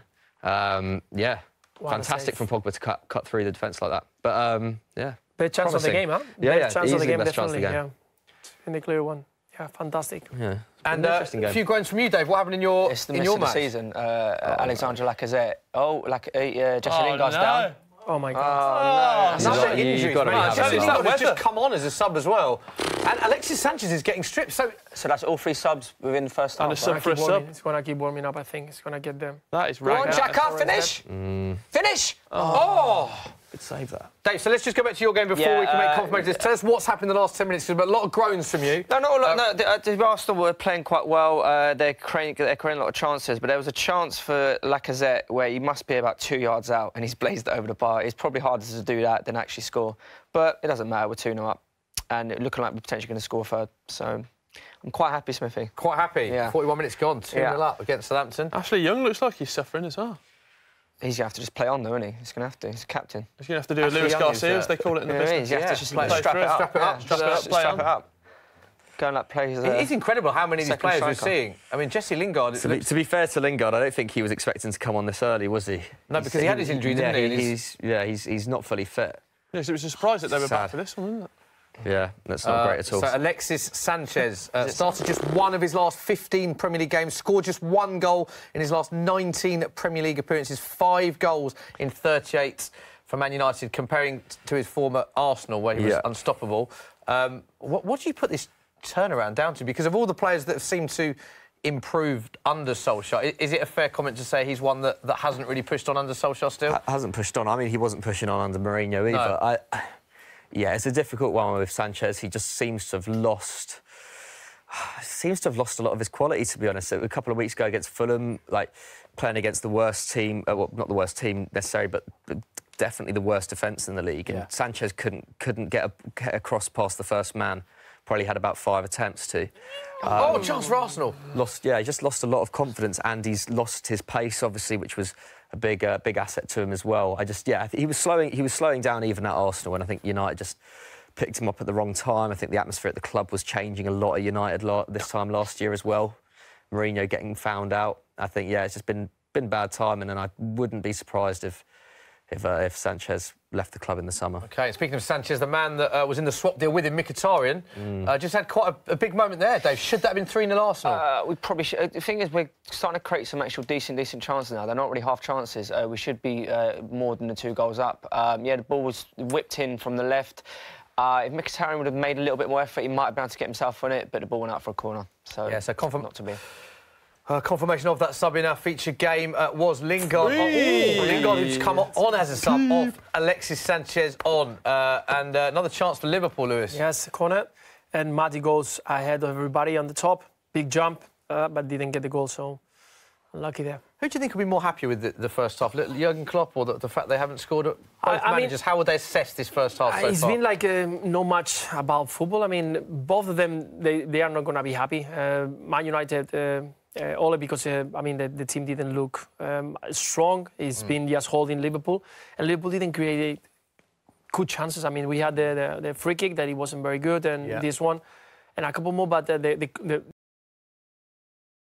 probably was the one we just seen with Lingard. So, yeah, not much about football. We expect also these kind of games. At the end, it's a lot of pressure. They know they are playing for something very big, both of the teams. United because they are in a good momentum, and Liverpool because they know that they need the points to keep challenging the trophy. Yeah, hopefully we'll have some goals to bring you so far. Still 0-0, approaching the last minute of the first half. Man United have the ball. Sanchez whipping it in. Chance for Lukaku. Oh! Chance for Lukaku, header. Oh, that was good. That was good play from United, actually. United looking all right the last 5 minutes, McCubbin. Yeah, I mean, Sanchez has actually had quite a bright start coming on. Yeah, hasn't he? Been winning the ball back. Rashford, good interplay with Rashford there, who kept it in, brought it back to him, and then a decent ball into the box. Lukaku in this kind of form another one down. That way, but, and Robertson is down again. And look, Jurgen Klopp's body language just says it all. We've seen every time it cuts to Jurgen Klopp or Solskjaer, they're looking dumbfounded as to where all these injuries are coming from. It's another injury. Robertson is down, holding his face. There is only... We're into injury time. 4 minutes, though.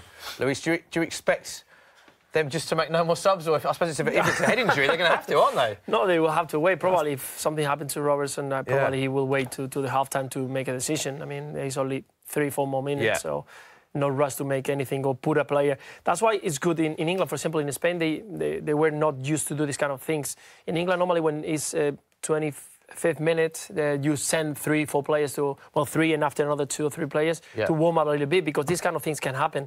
And at the end, you got players who've been a little bit warming up during the first half. If something happened, you know that you got to get a player to come in and already. I think it's a hand. He got hurt. Yeah, it looks like he's going to be OK to carry on. In our other game, we've just seen shots of Nathan Redmond. In your game, Southampton had any more chances they have, from a Southampton perspective? Again, I don't think Southampton played particularly bad, but all of the stuff they're doing wrong is almost like their own doing. You know what I mean? So they need to stop making mistakes for them to stay up, basically. But I can only really see Arsenal winning this now. We've probably got about 30 seconds left. In fact, I think once the ball comes back into play, it'll be half-time. Yeah, that started slightly early, the Arsenal game, didn't it? I'm talking a minute or so, and there's 4 minutes left at Old Trafford, so expect the half-time whistle to go any minute now. We want goals, Lewis, don't we? No goals in the feature game yet. Everyone said it'd be goals, 0-0. No, but I knew it will be tough to call it offside. Great ball to Rashford. He's offside for Man United. Because, again, no one wants to receive any goals in these kind of games. You know that you will have your chances, so you wait for those chances. You see how many times Robertson went forward? Not many. We used to see Robertson go and during the whole game. Today, it's been one time, and that's it. So you know that the message is, OK, listen, we're going to have chances up front, but the ones at the back, yes, please hold, because you know that they are... In there, looking at the body language of both managers, they both look frustrated, probably because of the injuries more than anything else. But every time, it just saw Solskjaer and Carrick there. And at the end, there's a lot of stops, you know. You don't let the rhythm of the game go forward. There is no flow for the game, so you don't like that. The half-time whistle has gone, incidentally, at the Emirates. It is Arsenal 2, Southampton 0. Southampton did have their chances, Dave, looking back on the first half, but comfortable for Arsenal, really. Southampton have a lot to do to get back into this game now. Yeah, they will. As I said, I can only see Arsenal getting all 3 points here. But, and I also fancy Arsenal to get a couple more goals, to be honest. So, especially with Aubameyang coming off the bench potentially in a bit.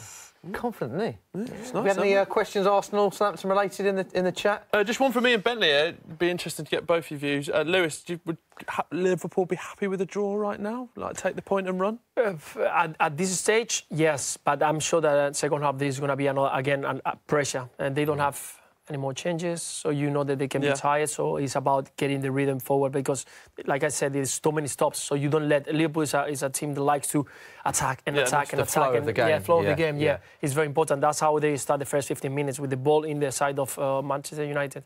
So I'm sure that the first 20 minutes of the second half they're going to be very important for them.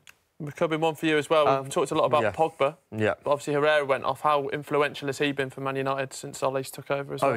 I think he's been, up there with our most important players, to be honest. Obviously Pogba and Rushford had the headlines in terms of goal contributions and everything, but Herrera's been, as good at least as when he was in that first Mourinho season where he was kind of morphed into this kind of midfield terrier.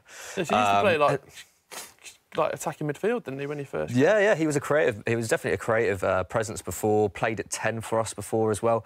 And obviously under like Bielsa at Bilbao, that was kind of, that was his kind of thing, very much creative midfielder. But I mean, talks already started again of him, taking the armband next season among United fans, which is what we were talking about 2 years ago before he kind of dropped off a bit last season. Would you like that? To be honest, I don't think there's anyone better, to be honest. I think Valencia, he can't make the team at the moment. He's had such bad injury problems and his performances have dropped off a load. Ashley Young, don't really trust him at right back anymore, and if he doesn't play right back, I don't know where he plays. I think Herrera is the outstanding candidate to be the United to be captain. Yeah. But I think again as well, like he's just such a great presence on the field and such a big game player as well. I know it's a bit of a cliche, but he looked so dejected to be going off. So dejected. But to be fair, we've not been too bad in midfield without him. I actually think both teams have been all right this game. There's not been any serious points of weakness for either Liverpool or United. I think both pretty sound performances considering the injuries as well. And the half-time whistle has just gone, so it is 0-0 in our feature game between Man United and Liverpool. The story of the half really is the amount of injuries that have been forced upon both managers, not through strong tackles, but looks like they were all muscular injuries. So both managers having to make a lot of enforced changes. Pereira was one of them that came on for Herrera. Sanchez came on for Lingard, who already came on earlier on. Firmino also going off injured. We've seen there, you can see Robertson as well, holding his arm. He went down injured, carried on. So it's been a lot of injuries. Very stop-start, as Luis Garcia said earlier, not being able to enjoy the flow of the game as much. It'll be interesting to see whether they change anything tactically, not in terms of personnel, but whether either team change anything tactically. McCubbin made the point that I think both teams have done all right, probably be happy-ish with this. Do you expect any tactical change, Luis? Obviously not in terms of personnel, but formation or to do anything, or to be fairly happy with how it's gone? I don't think so. There's going to be many changes, at least for another 20-25 minutes, where he maybe try to go forward, bring in more players, maybe Shaqiri on the pitch or maybe Keita to create something in the middle of the park. But I don't think there's going to be many other changes. McCubbin, we're just looking at what's probably one of the biggest chances of the game. It's got to be, Big chance for Lingard, wasn't this? This was classic Solskjaer United here. Great counter-attack. Good play from Lukaku to spread it out to Pogba. And fantastic. It wasn't Pogba. That was Rashford. That's a great pass. And then great pass from Pogba to Lingard. It's a nice pass from Lukaku as well, isn't it? The whole move was fantastic. And here's the slow-mo. He just maybe doesn't get it out of his feet enough, Lingard, giving Alisson the chance to save it. But it's a very brave save as well, because if he gets that wrong, obviously it's a penalty. It's a penalty, yeah. Yeah, no, that's a shame that Lingard's gone off there, because that definitely kind of takes a element out of that attack. Be interested to see how we line up in the second half with Sanchez, I expect, taking up the left role. Yeah, and we're looking at all the... the half-time montage, it's all the injuries, isn't it? Mata, we're looking at Lingard... Yeah, more chances. We got more changes than chances. We've got more injuries, unfortunately, than we had chances. And the body language of Solskjaer and the body language of Klopp, both ones of frustration with the injuries. Dave, quickly reflects on your game, because they're both at half-time now. Of course, both matches kicking off at 2:05. Half-time went earlier. Southampton, is there any positives for Southampton in this? We've looked at it from your Arsenal perspective. They've looked OK on the... They've looked quite good going forward. Nathan, that would be the one kind of bright spot there. Yeah. But it's as I've said about 5 times today, it's their own mistakes that is costing the 2 goals. Yeah. It's not like they were brilliant Arsenal moves where they've kind of picked them open. They were quite bad bits of defensive play from Southampton, and then they were punished. So if they can, again, you just kind of saw it there on screen there. So not the best from Southampton, but I'm very happy. OK, right, let's get to Will from Social Corner, because when we announced that Luis Garcia was on the show, we had inundated with messages on social media. People were very excited you're on the show. Thank you for coming on, Luis. So let's get to some of the questions. I think we've got to start in Istanbul, Lewis, if that's all right with you. And a question in from Stephen. He said, what did Rafa Benitez say to you at half-time? Great question. Not much, to be honest. No, it was not about what kind of message. I think the message that he gave us, it was of confidence. Because when you get into the dressing room and you are 3-0 down after a long season, going through many things during the whole season, and the first minute you receive a goal, a few minutes after 2 and 3, and you can't do anything. I mean, you manage to do anything. Did you try everything you work for during the whole season, and you try to put it on 45 minutes, and you receive 3 goals. So it was more about that. We saw him, yes, we have a refresh for 5 minutes, and we saw him just talking, oh, come on, lads, let's come here. We're going to make a change because we... in the middle, I think Didi Hamann was the one to make the change. And we're going to move Steven Gerrard up front to try to grab one of the balls and create a bit more danger or more damage up front. So he removed a little bit. Jimmy Traore had to get changed because he was the one going out, but Finnan was injured. So during that time, it was almost 10 minutes. So there was no like a big speech about it. There's a few stories in between, but not like massive. And no one saying, "Oh, come on, lad." I mean, imagine 3-0 down and someone comes out and says, we can do it. At the end, you will look at him like, say, come on, mate. Chill. Yeah, because at the end, I mean, I would like if I tell you, no, we knew inside of us that we could do it. I mean, no, it was the way it was. 3-0 down against probably one of the best Milans of the history. Yeah. And we knew that it was difficult, but we saw the manager calm and confident of what he was saying. So we went out and said, OK, let's try to do it. And the first thing we found is that our crowd supporting you more than the Italian fans. They were just looking at our crowd singing our songs and supporting us. And then start the games, we see that they drop a little bit back, and we score the goal. And we scored the goal on a way that the manager knew. Sent Steven Gerrard that he was in the middle, goes forward because we want, and the first ball he gets is a goal. So then you start thinking, okay, maybe there's a possibility, and then you get the second goal. And when you get the second goal, and you see the face of Milan players looking at each other saying, what is happening? And then you knew, then it's an extra boost. Our crowd, the way they were playing, and well, we keep going, and well, we managed to get the throw. Can I ask you a question? When at half-time, obviously Milan are 3-0 up, it's the Champions League final, biggest game of your career. There's a lot of reports that said that AC Milan was celebrating at half-time. Could you hear from your dressing room if that was happening or not? I mean, even if they were singing whatever, you were focused on your stuff, on all the things that you could have done and you didn't. Or, I mean, there were so many things around. Of course, when you go out, and normally the two teams go out together, and you can see them talking, but in a different mood. But wouldn't you? I mean, you're 3-0 up, and there is only 45 minutes away from the. You would expect or go outside, slow down the game, folds, be compact, and maybe on a counter-attack score the fourth one, and you will be happy and in a good mood, but not celebrating. We didn't see them celebrating, but we saw them, of course, enjoying the moment. Yeah. I mean, I would have done the same. Yeah. Going 3-0 down, I wouldn't go to the pitch just looking down and sad.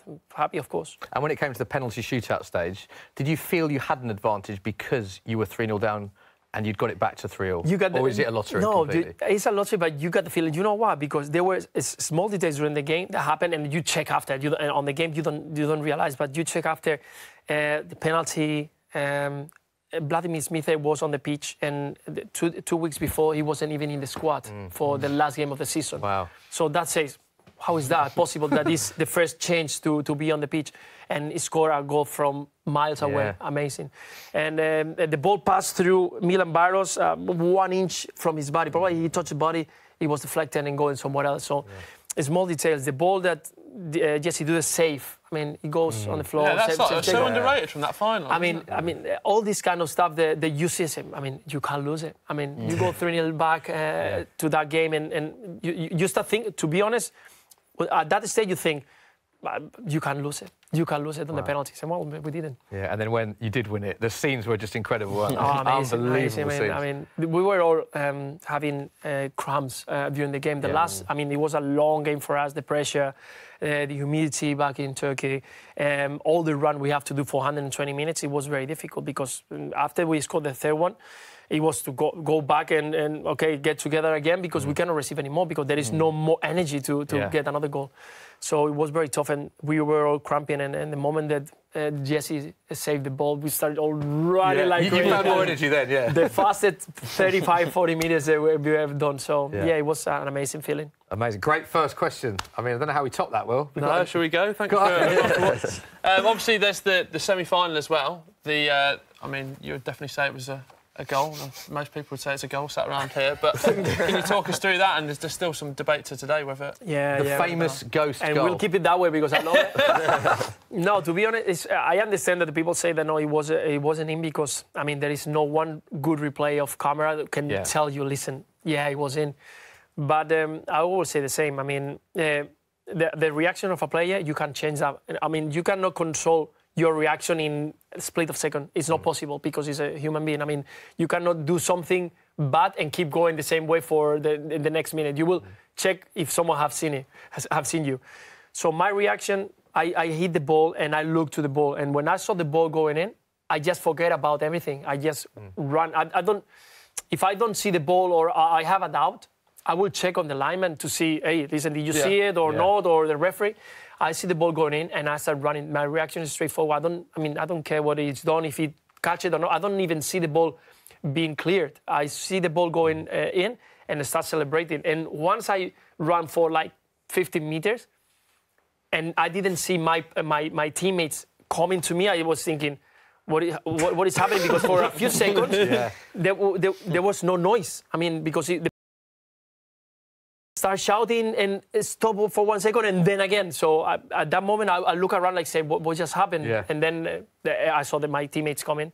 But for not 1 second, I have any doubt that the ball was going in. So, yeah, I know that the Chelsea fans and I've been with Gallas and we talk about it. But well, I understand that they say no. I mean, they have to say. What do you say when you see William Gallas? Do you mention going? No, you should have got that quicker, mate. We make a video and everything, and we have a laugh, and he said, "May just say that it wasn't in." Whatever. I mean, I understand that you say no, but well, I know the truth. So. Chelsea fans must talk to you about that all the time. Whenever you meet a Chelsea fan, they must mention that. Sometimes, they ask me, but I mean, they see in different way. They won the Champions League after, so now this has been quite a while. But I love that they see it that way, and we have a lot with the goal, and I think it's fantastic for football. Now we are going to lose a little bit that with the VAR and the goal line technology, but I think it's for the good of football. Yeah. Okay. More questions. Keep them coming. Some great questions. Obviously, you played with some fantastic players as well. But STG wants to know what was it like to play with Javy Alonso, maybe as a player, but what's he like as a bloke as well? Fantastic lad. I mean, he's a you see him, he's so serious and he's a gentleman, you know. In Spain we have him like that, always well dressed, always never been involved in any controversial thing, talking or everything. So he's been always a gentleman, and you bring him outside, he's great chat, and always he knows he's very intelligent. Now he's doing the coaching license and he's coaching in Real Madrid, one of the academy teams, and I'm sure there's going to be a great manager because the understanding of football is brilliant, and he's also a very funny guy, trust me, What was it like to work with Rafa Benitez during that period, and how do you think he's getting on at Newcastle? I think he's doing great. I mean, the way he managed to bring the Newcastle to Premier League, to hold them there, and even not buying many players, even with the facility that he's got, I think it's been fantastic. I think he's done a great job. He's a manager who is very detailed in everything he does. He's focused 100%. He never lose for one chance. That competitiveness he's got, even though that he's not fighting to be a winner of the Premier League or the Champions League. He knows exactly what he has to do to get the result, and what he's doing. I'm happy that he's getting again the results and going a little bit farther away from from the relegation places. But it was fantastic. For me, it was my mentor when I met him when I was 2021, and he helped me so much in my career, showing me how to play in different positions, learn that even though when you are praised and when you are the top of the wave, the fall can be very hard, so you have to keep your feet on the earth. So he helped me a lot, and I'll always be grateful for that. On that note, you've played under some amazing managers throughout your career. Is there one that gave you the most advice, or that you look back on and you learnt the most from, or is it very hard to pick out one that had the biggest influence on your career? Yeah, I think Rafa was the one, because what I'm saying, I used to play in Barcelona as a centre forward, and that was my place, and I used to play as a one, or when we played two, but always as a striker. When I met him in Tenerife, he told me, listen, to play as a striker, you have to have a very special qualities, and you have some of them, but not all of them. Right. So we're going to try to. I need you to play on the right side sometimes, or maybe on the left. And I started playing as a winger, and I play from I think we played 40 games, and I played 38 with him. I only missed 2 because of yellow cards, and I scored 16 goals playing as a winger, and that was a lot in second division. We promote to first division, and it helped me a lot to play on that, because after I have the chance of play for Barcelona, for Atletico Madrid, in those places, maybe if I couldn't manage to play in the wide areas, I wouldn't have the chance of playing for Barcelona, for Atletico Madrid in that place, because when I arrived to Atletico, I play on the wide areas, not as a striker. At the front it was Fernando Torres, or in Barcelona it was Patrick Kluivert, or I had in Atletico Madrid Kun Agüero, Forlan, players who. It was difficult to take the place from. Very good players. Yeah, and then when you can play in different positions, it's fantastic for you. Well, we talk about Milner having the chance of playing in the left and the right, in the centre, or as a striker, 4 positions. You're going to have chances to play. Great stuff. Thank you very much for your questions. Keep them coming in, of course, because we will be continuing to do more questions with Luis Garcia. Fascinating insight, that, Luis. Great. But we can give you the teams out. The teams are out at Old Trafford now. Of course, it is still 0-0 in our feature game. McCubbin's got his Man United hat on, Lewis got his Liverpool hat on, but at the minute we've not seen any celebrations from either of them because no goals. The only talking points have been, unfortunately, the forced injuries for both teams, really. So still 0-0. We'll let you know if there are any changes, none that we are aware of at this stage. There's Jurgen Klopp taking his seat, and Ole Gunnar Solskjaer coming out of the tunnel, and of course the whole of the Stretford end, the whole of Man United end, the whole of Manchester applauding him. He is absolutely loved in the red part of Manchester, of course, but it is 0-0 and we are just underway now. And Dave, your game about a minute into your second half. Any changes in your game at all? Not been any changes. Arsenal started OK. Nice little run from left back. Yeah, it was started OK. As I say, I can only see Arsenal scoring again, to be honest. Chance of Liverpool, though. That was cheeky from Sturridge. Little back heel to Salah, but cut out by first chance through by McTominay. For Liverpool. That's the way it has to be at the end. First 10, 15 minutes, I think Liverpool is going to try to score that goal, or make the lead, and then hold a little bit and wait for United to get out. So hopefully he can get it, because I'm sure this is not going to be easy. If you see that Manchester United is dropping back, it's not going forward to press, and well, it's not good for Liverpool not having the space at the back. How they set up in this second half just kicked off in that game. Will, any more questions from social quickly about the match in hand? Yeah, one from Ivan Lopez. He says, "Do you think Ole did the wrong thing putting on Lingard once he was recovering? Maybe he could reserve him. Obviously, we saw Sanchez come on, recover." It's difficult because I think Lingard made the most sense in terms of bringing someone on for Mata. He could just slot into that position and offers a little bit more mobility than Mata does. Not as much technical control, but if you're going to bring on Sanchez for Mata at that point, then you've got to switch to a 4-3-3. And Sanchez in general has struggled a little bit in a 4-3-3 for United, and without Martial, without Lingard, we struggle a little bit with the 4-3-3 anyway. So. Yes, it's a difficult one. I think he's so focused on keeping Rashford in a central position that making the change like that then would have maybe been a bit detrimental, and he took a risk and it didn't pay off for him, unfortunately. I think that's the thing. It was a risk worth taking, I reckon, but when it didn't happen. A risk at the end is if a player is injured, once he's on the bench, you know that you can use it in any moment. I mean, you cannot risk to have someone on the bench that you know that you cannot use it. So when he decided to make the change, it's because he thought, OK, he's ready to play. It doesn't matter if he's on the bench, he has to be ready to play 20, 30, 45 or 70. So I think that he got the injuries because he was unlucky and probably wasn't ready. But I'm sure that they've done all the checks, previous check to see that he was perfect. Come on. Oh, chance. OK. Our floor manager, Mark Vella, is coming in with refreshments. Would anyone like a tea? Thank you. Thank you, Mark. Anyone like a tea or coffee? Louis, would like a tea or coffee? Actually, yeah. Can I have a tea, please? Louis Garcia have a tea. Can I have a tea as well, Mark? Is that right? Anyone else want a tea or coffee? Love it. Thank you very much. I'd love a can of water, actually. That would be fantastic. Can of water. How do you take your tea, Lewis?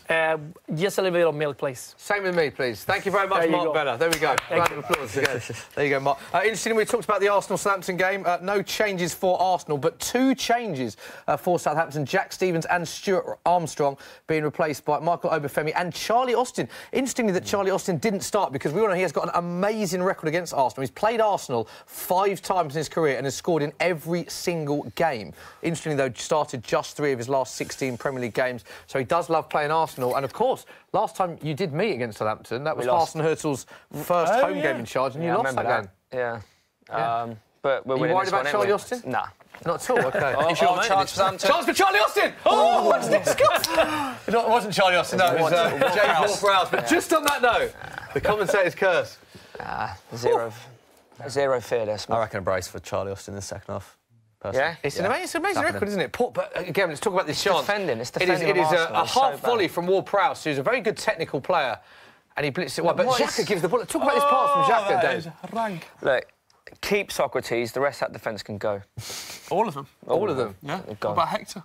He's not playing, is he? Like, when he's fit. Like, the forward that's on the pitch here, keep Socrates for maybe another season and a half before he gets Who do you replace them with? Who'd you get realistically for? Well, I think we should go after Harry Maguire. I think he's a realistic target. I don't know what we can actually afford him, but I want a defender that is actually going to go and sniff out danger rather than trying to react to danger as it happens. Because I feel like we have a lot of defenders that are very good at if like Koscielny was still team sheet, but one of the defenders actually going to go and attack the ball and try and sniff out danger. But yes, I would love to have Harry Maguire. And Mkhitaryan, he was one that you were surprised. He's got a goal and an assist. How's he been playing today? He's played all right. I said we've looked very good going forward. It's just at the back, it's just so shaky. Like there's no strength there. So definitely some changes in the summer. Okay, yeah, interesting to see. Unai Emery as well, first season, while we're talking Arsenal. Yeah. It's a weird one with Arsenal, isn't it? Because you look at Arsene Wenger, incredibly successful, your most successful manager of all time in the early stages. And then, obviously, the latter stages, a big percentage of the fan base wanted a change. The change has happened. Emery's come in. Big shoes to fill in a lot of ways. How do you assess where Arsenal are in the first season under Emery? I think he's done good. I think he's done good. I think he needs to be given at least 2 seasons. There's no point even starting to question him at this point. You know what I mean? He's like, this is still very much Arsenal's team, Arsene's team. You know, what's he got? Torreira's he's signed in, Socrates and Guendouzi, but other than that, Signings have been good as well, haven't they? They've done good. So I think it just needs time, you know. And I think only once you can say it's his team, then you can probably actually judge him. Good point, that, because you think it's a team he's inherited so far with a few changes. Yeah. It's only like Liverpool, isn't it? Like when Klopp was given the time to put his imprint on and get the players he wants in, and look how well they're doing now. Lewis, what's it like as a player when a new manager comes in straight away? Because every manager now, especially in the Premier League, you're talking about the best managers in the world, a lot of them, and you're trying to have a new philosophy and everything like that. Is it tough for players when a manager comes in and changes everything, or can it be very refreshing? No, it depends if you're playing or not. Right, okay. If you're playing. It depends. When you're not playing, that also happened to me. You're expecting to make change, and then your confidence gets back, and you're expecting to get more minutes, and then it's like a boost for everybody. But also it's very hard because also it happens the most of the times you change the way of training, you change the time of training, because the manager who arrived doesn't want to do exactly the same things that the one is doing before. Yeah. So a lot of things, and sometimes he gets the player make an extra effort, and they bring the injuries, and so it's a transition of quite a couple of months actually. Yeah. But it's all, I mean, if something happened like this, it's because the things are not going well. So everything that can make a difference in the future, it's good to have it. OK, let's stay with Michael McCubbin here. Chance for Man United. Quite a nice area, this free kick, whipping in from... Yes, yeah. Who do you expect to see over this? Ashley Young we're looking at? Yeah, it's actually Young over the ball. Just put a very good ball to Paul Pogba, who probably should have scored, although he was in an offside position. Offside. I think he's probably offside as well. Oh, he's offside. He was offside, yeah. Liverpool playing a good high line. Yeah, free kick. It wasn't very well. Yeah. Although if Pogba had put that chance away a couple of minutes ago, that would have stood because it wasn't called for offside. So, yeah. It's not easy. It's done very well for Liverpool. Normally, when you are doing the line, they don't go ahead of you, so you have to hold. And there's always a couple of players telling you hold to move, hold to see the ball leaving before to go back. But it's not easy. There is always one who goes ahead because he's scared that the one is marking goes ahead of him. And they've done it very well. They wait a lot until the Manchester United players make the move. Oh, that's a great Liverpool chance on the attack here. Come on, then. Come on, now go. Near boss. Oh! Too late. Good defending. It's end-to-end. It started brightly this second half. Chance Liverpool, Man United at one end, chance Liverpool at the other. It is a corner for Liverpool. Are we going to see the first goal of the day, Lewis? Hopefully, yes. Hopefully, yes. Yes. Hopefully, yes. I think it was a great move, but the movement of the run of Mane to the near post, it was brilliant to leave at the second post. It was a chip from Henderson, who could have leave the player alone. So unlucky this time. Yeah, corners Liverpool. Interestingly, most goals from corners this season in the Premier League. Liverpool top of that with 11 goals from corners. There you go, Van Dijk. One whipped in. Milner. Oh, still alive, eh? Still alive. Whipped back in. Away. It's not been Hang cleared. on. Oh, no, he's giving it. The ref has blown his whistle. It is a free kick to Man United. We call it danger. Danger free kick. Danger free kick. Dave, how's the second half going for Arsenal? Still 2-0. Any chances for Charlie Austin, the man who loves scoring against Arsenal since he's come on? Southampton are probably the better team at the moment, despite Arsenal being 2-0 up. We're not playing particularly well. We can't keep the football. We need our midfielders to get hold of the ball because they are giving it away very, very cheaply. And Southampton are actually starting to get back into the game. So hopefully we can sniff this little period out and potentially get the third goal and actually kill the game. It's quite rare of Arsenal to score. Not score in the second half so far, but score 2 in the first half, because obviously your record in second half this season has been amazing. Joint top second half scorers this season with Liverpool, but have kept just 2 clean sheets in the last 19 Premier League games. So Emery probably wants a clean sheet more than another 2 goals, doesn't he? Because Arsenal always score goals, but never seem to keep a clean sheet. Yeah, we've just been forced into a sub as well. Koscielny's come on for Liechtenstein. That was a forced substitution because he's injured, which I'm not too fussed about because Liechtenstein is not up to it. He's about 40, isn't he? So it's another substitute for Arsenal. Interestingly, made 20 substitutions before the start of second half in the Premier League this season. Arsenal subs have scored 10 Premier League goals, which is more than any other side in the Premier League. So he does like mixing it up, Emery, and it does usually work. Your subs do usually score. On that note, Mark Vella, our lovely floor manager, and coming with the Chiefs. Thank you very much. Cheers, thank you. Cheers, Mark. Cheers, Mark. You can glance to the camera. There you go. He doesn't want it. Thank you very much, Mark. Let's go to Social Corner. Have we got any questions for Man United or Liverpool? Hang on. No. I might ask a personal question, Smithy. Ask any questions you want within reason, Will. Lewis, obviously spent many years in Barcelona. Just booked a trip for myself. OK, go on. Is this a question from you? Yeah, where do you recommend restaurant-wise? Just one tip for me. Give me your mail and I'm going to send you a few good ones. Yeah, thank you then. Perfect. I'll hold you to that. Yeah. Proper questions now. If Jurgen Klopp fails to win any trophies, can this Liverpool team consider it as a success? Ooh. No. No, for you, go on. If they don't win trophies, you can't be considered a success. It doesn't mean they're not a good team, but I don't think they can be considered a success unless they win trophies. But do you not think Klopp's took them on from when he first got them? No. I'm not saying he hasn't done a good job. I'm not saying they're not a good team. But in order to be considered a success, they have to win trophies. So if you're a relegation-threatened team and you finish 5th, then there's got to be a level of, because there's only 3 or 4 trophies you can win in a season. Yeah. That's just what I think, So I feel like they have to... Different teams that Liverpool expect to win trophies, don't they, in terms of their history, right? Yeah, it's a good question, because he hasn't actually won a trophy yet for Liverpool. Come very close, of course. I think he will, though, that's the thing. I'm almost certain he will. It's like Klopp's not... Klopp's probably going to be at Liverpool for at least as long as he's been there already. I can't see them missing out on a trophy, even if it's not this season. It's just they're having the best. This is the thing, they're having the best season in their whole history this season in terms of points. So correct, yeah. You have to kind of consider that a bit of a success, to be honest, especially how good City are in Premier League history. But still need to deliver. At the end, it's true that Liverpool is better. He's been playing. We got a United fan at the back of the camera. Mark, we forgot to tell you, Mark, the floor manager, he's a Man United fan. I can see that. I can see that. He's not happy. And that's why you brought me the tea so hot, huh? I cannot even take it. It's very hot, isn't it? I'll have it tomorrow, maybe. I told you. Oh, chance in your game, Dave. It's all going on in your game, isn't it? It is. We just need to get this third goal because even at 2-0, I don't fully trust it. All right, with Arsenal's defence, I just don't like trust them. So we need this third goal to really kill the time. OK, so 2-0 at half-time. Arsenal, half chance there, but it is still 2-0 and 0-0 in our feature game. Let's just go back to the managers' chat. 'Cause it's interesting that you look at two of the most highly rated managers in Klopp and Pochettino haven't actually won a trophy. Klopp for Liverpool and Pochettino in his career. So do they need to, in terms of being revered as a great manager? Because I think we all agree that they're two very good managers, but are trophies that important at the end, in terms of your legacy? Exactly, the one who makes you to leave a legacy or make you a legend, or they are the trophies. And you can see at the back of this amazing manager, they've been in Arsenal, in United, or even Nottingham Forest, because of what they delivered, what the trophy they won when they had that time and in those clubs. So Jurgen made a massive difference, made a massive change on Liverpool beliefs, but at the end you need to still deliver trophies, and I'm sure I agree that at the end they will arrive. But it's been 3 years, and of course the people is going to start getting anxious of this, and the connection with the club and with the supporters is fantastic.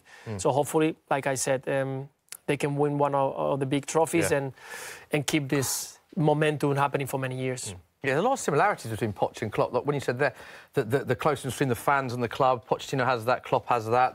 The relationship with the players, Klopp has that, Pochettino has that. And Pochettino's been linked with Real Madrid quite a few times, and he said, you know what, it's because he wants to get something from Tottenham and show that he is going to be a legend for Tottenham for many years in the history. But well said, Lewis. A legend for Tottenham for many years. I like that. Yeah, I think he's doing a great job, but he's always a step too short to get. I mean, it's difficult playing against these massive clubs like Liverpool, United, or City at this stage, Arsenal. So at the end, it's very difficult to arrive. How many players did they sign last summer? No players last summer. No so players. So it's very difficult. In January. How much money did they spend? United, Arsenal, City, Liverpool. So it's difficult to achieve that. It's kind of the same what happened with Atletico Madrid in Spain in the last 4 or 5 years. I mean, it's what they have doing or been following second on La Liga behind Barcelona or behind Real Madrid with the big difference they got, the gap of the budget they got is amazing. So we have to praise that, and well, I think Tottenham, if they want to make that step forward, they will need to spend. Need to invest. Yeah, totally agree. Substitution. Yeah, finally one in the game. Mesut is on. Mesut Ozil's come on for Aaron Ramsey, which just seems like, to give him a bit of a run out. We are just paying him just the 300 grand a week, so we might as well. So he's come on and he's already made a bit of a difference. He's been able to get hold of the ball in midfield and look a bit more comfortable and secure. So, and will he be at Arsenal this time next year? Dave Jackson, Mesut Ozil. I hope so. I hope so. I generally don't understand it. I don't understand why he's not playing. I can say, you feel very passionate about this, even when we talk about Mesut Ozil. You can't quite get your head around. I don't. I really don't, because it's not like if we don't. Because the issue we've got is the reason why we couldn't do any business is not because we couldn't afford the transfer fees. It's because we couldn't afford the wages, right? So if he is going to be in our club and we're paying that much money, then he needs to be playing. If not, he needs to be moved on. It just, to me, it's like one or the two. Yeah, one or the other. Yeah, doesn't make any sense.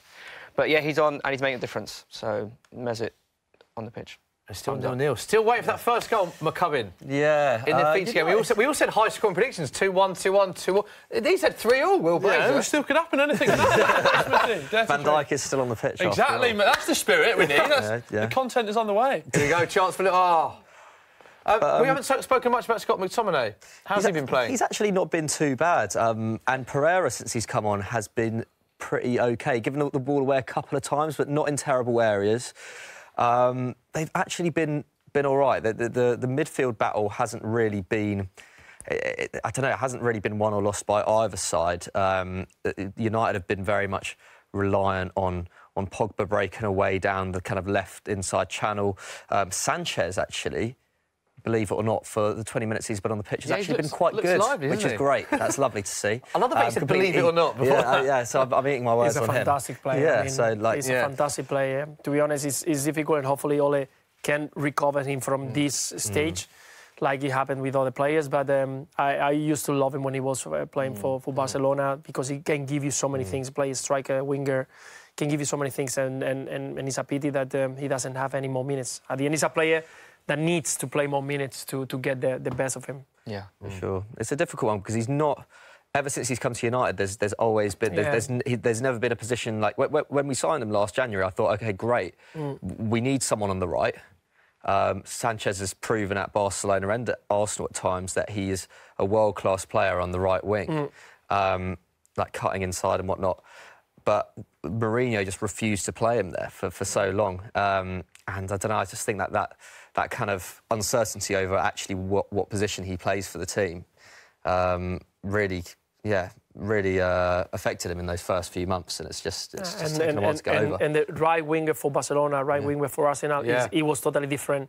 Right winger for United at the stage where Mourinho was playing, because he wasn't going forward. It was more about you have to track back, you have to do the work, and it was difficult for him to adapt to that kind of situations. For sure. I just hope... Chance for Liverpool here. Salah. Oh, McTominay.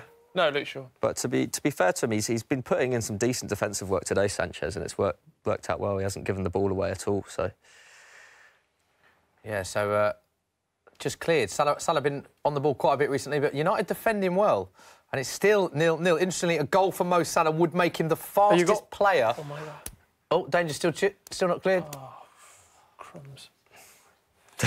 No, it has been... Oh, still alive. It's got very...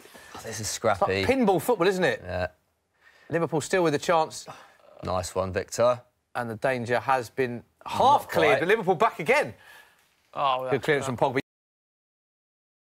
A goal for Mo Salah today would make him the fastest player in Premier League history to reach 50 goals for a single club. This is only his 63rd appearance. He would break Alan Shearer's all-time Premier League record of reaching 50 goals for Blackburn in 66 appearances. That's incredible when you think of how many good strikers there's been in the Premier League. Definitely. And Alan Shearer must be so frustrated this year. All the records that he's done for many years, but well, you know, the records are there to be broken, and they're doing great. And Salah, I mean, he's been amazing. Yeah. Last season, of course, this season is getting the rhythm.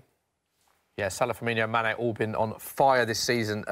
38 Premier League goals between them. Interestingly, though, McCubbin, Salah, Firmino and Mane together only have 1 goal and no assists in 16 combined Premier League appearances against United. So, for as good as they have been, it's only Salah that scored. The United fixture, it's been a sticky one for them.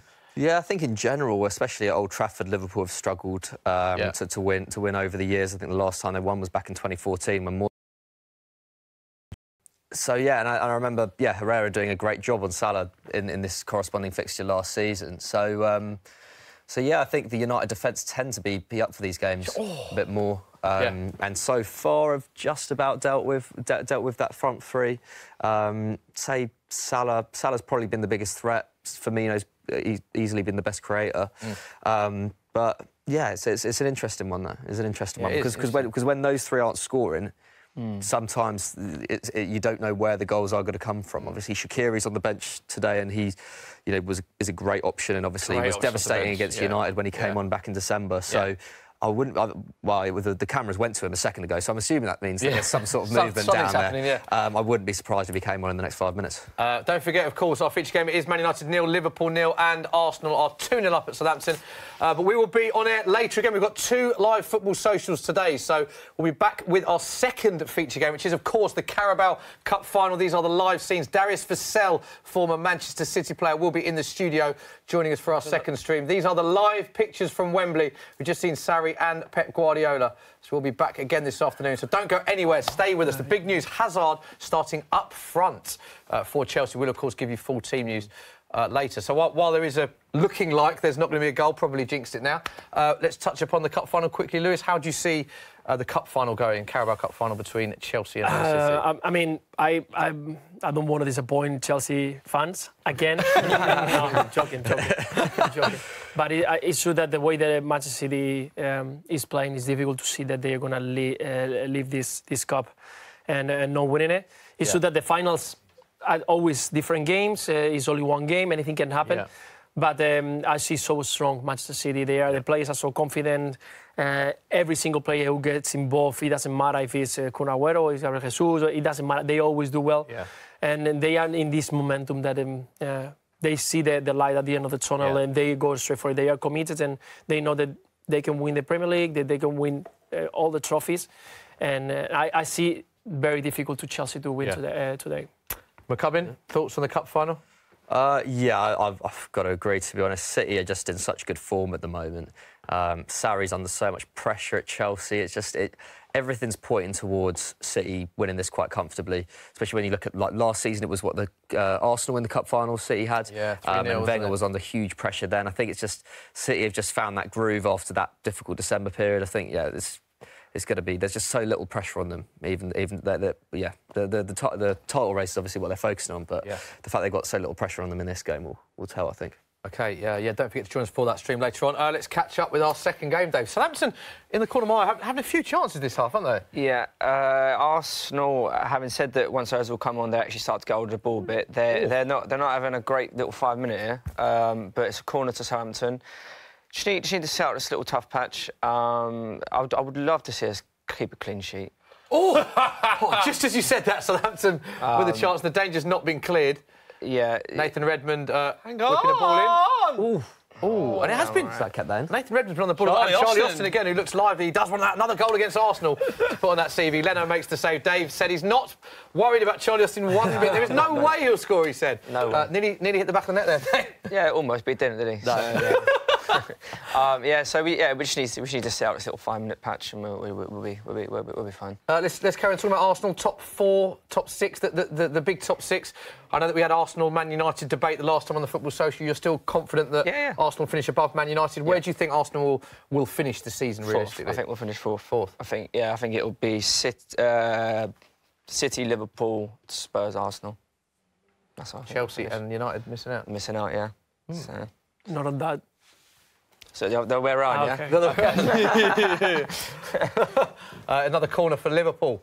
Pogba's not happy, but it is a corner for Liverpool, who've scored the most goals from corners in the Premier League this season so far. 20 minutes left for us to find a goal. James Milner standing over the corner. Same way that the first half. Liverpool is pressing high. Yeah. No many things from United, but neither Liverpool is pressing just a corner and no clear chances again. So hopefully we can manage to score in one of the set pieces. I see them probably more. Here he is! I thought that was it, Luis. Genie. Gini's playing very well. Well, now, does he claiming for a penalty there? I think He's claiming there's been a push. There's been a push. Nah. Ooh. Straight red. I think it's a corner, though. It comes off the corner. Yeah. Oh. No chance. I think we agree, no penalty. Yeah, it's not a pen. No penalty, no. Is the tea any cooler now? Is it still? No. It's very hot. I'm gonna open a little bit. There you go. Corner again? No. I think so. Asking for a pen over there as well. I feel like in the last 2 games, we did a live stream for the Bayern Munich Liverpool game the other night. I wouldn't be surprised if over the also last 2... also 0-0. And Joel Matip has been the biggest goal threat. I think Joel Matip had about 3 shots against Bayern Munich. He's probably had about 2 today. And he had that one on his own goal as well, didn't he? The other week. Oh, right, yeah, against Prolific Leicester. at both He's he's feeling it, isn't he? Substitution. This is we talked about this earlier. And fantastic sub to bring on Shaqiri. Yeah, I think it was needed to refresh a little bit up front, a little bit of sharpness. And who is it? Probably Henderson or Henderson. Oh, Jordan Henderson coming off. He gives the captain's armband to James Milner, so it's Jordan Henderson off for Shaqiri. Shaqiri, yes, try to bring more power up front. Shaqiri, you know that he likes to play in between the lines and maybe 1 or 2 strikes from outside the box. And it's an attacking sub as well, which is what we were alluding to earlier. Jurgen Klopp wants the 3 points here, doesn't he? Because that's an attacking substitution. No, of course. He knows how important are the 3 points to keep ahead of Manchester City. To keep the first position. I saw Keita not warming up, so probably he's not going to be involved in this one. Yeah. So we'll see who is, because I'm sure that he will make another change soon. Oh, nice touch from Pogba. And speaking of Pogba, we do have a price boost involving the man who's been on such great form under Ole Gunnar Solskjaer this season. Pogba to score in 90 minutes. That is any time in the remaining 20, 25 minutes of this game left. That was 16-1. That is now 20-1. Oh. So Pogba to score any time, Luis Garcia, is 20-1. We've just said he's been had one of the most goals involvements of any player in the top 5 leagues. So don't forget, you must be 18 plus. Full terms and conditions apply. For more information, go to skybet.com. They are with our friends at Skybet. 20-1 for Pogba to score any time. So great odds. He's on pens as well. And he's on pens. Takes a long time to run up towards the pens. But he does hit them. Yeah. He does hit them, yeah. Let's go to Social Corner. Will, haven't been to you in a while. Hi, how are you doing over there? Yeah, good, mate. You well, yeah? Yeah, very good. Haven't seen you. Not nearly as tan as Lewis, but not that tan. This is makeup, not holiday this time. Oh, is it? Yeah. Fair enough, mate. Mendel46 I could have lied. says, can Liverpool beat Bayern Munich in Munich, Lewis? Yeah, definitely. Yeah? Definitely. Actually, the other day when the game finished and you could see some of the other players sad or frustrated because of the result, of course. I understand, because you want the most from a game at home. Yeah.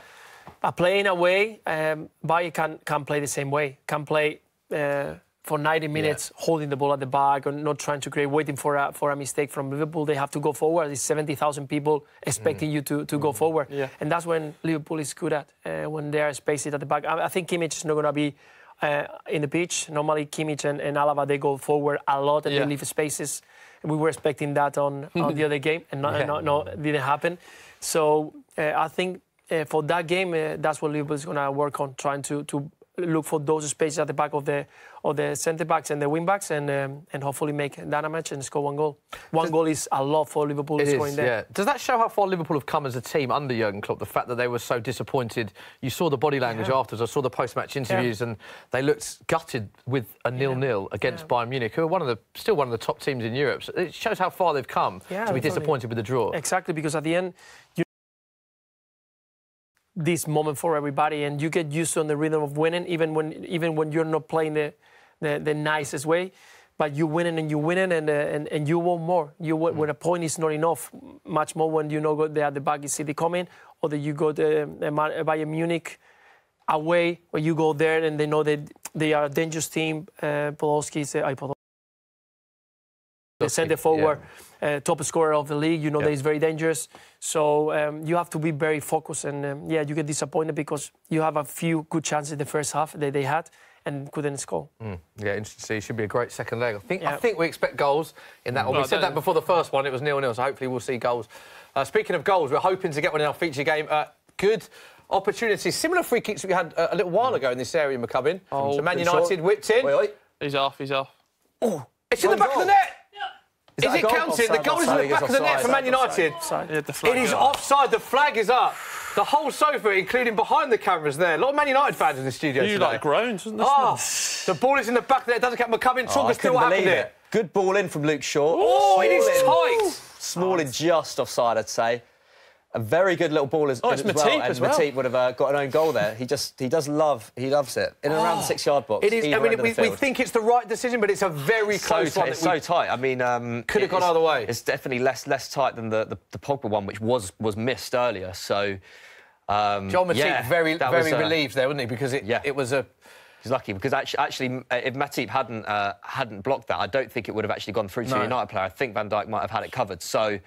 That could have been a grave mistake for him to make, but luckily enough, marginally offside. And Smalling is feeling it now. Smalling is playing a great little challenge there. Great feet there, but the ball was in the back of the net for the first time. It has been ruled out for offside. Joel Matip own goal does not stand. Still 0-0. United on the attack, just cleared by Liverpool. James Milner and Paul Pogba.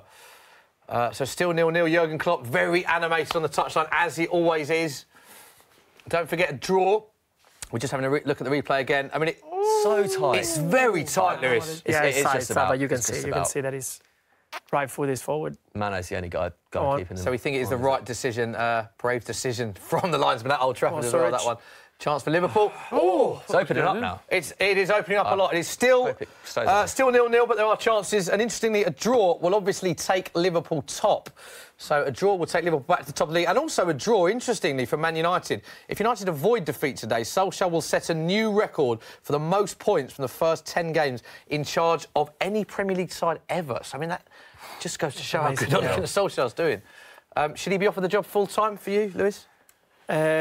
I think he's done a great job since he arrived, and you have to give him credit. If I understand that he's a massive club, that he's looking for probably a more experienced coach. Yeah.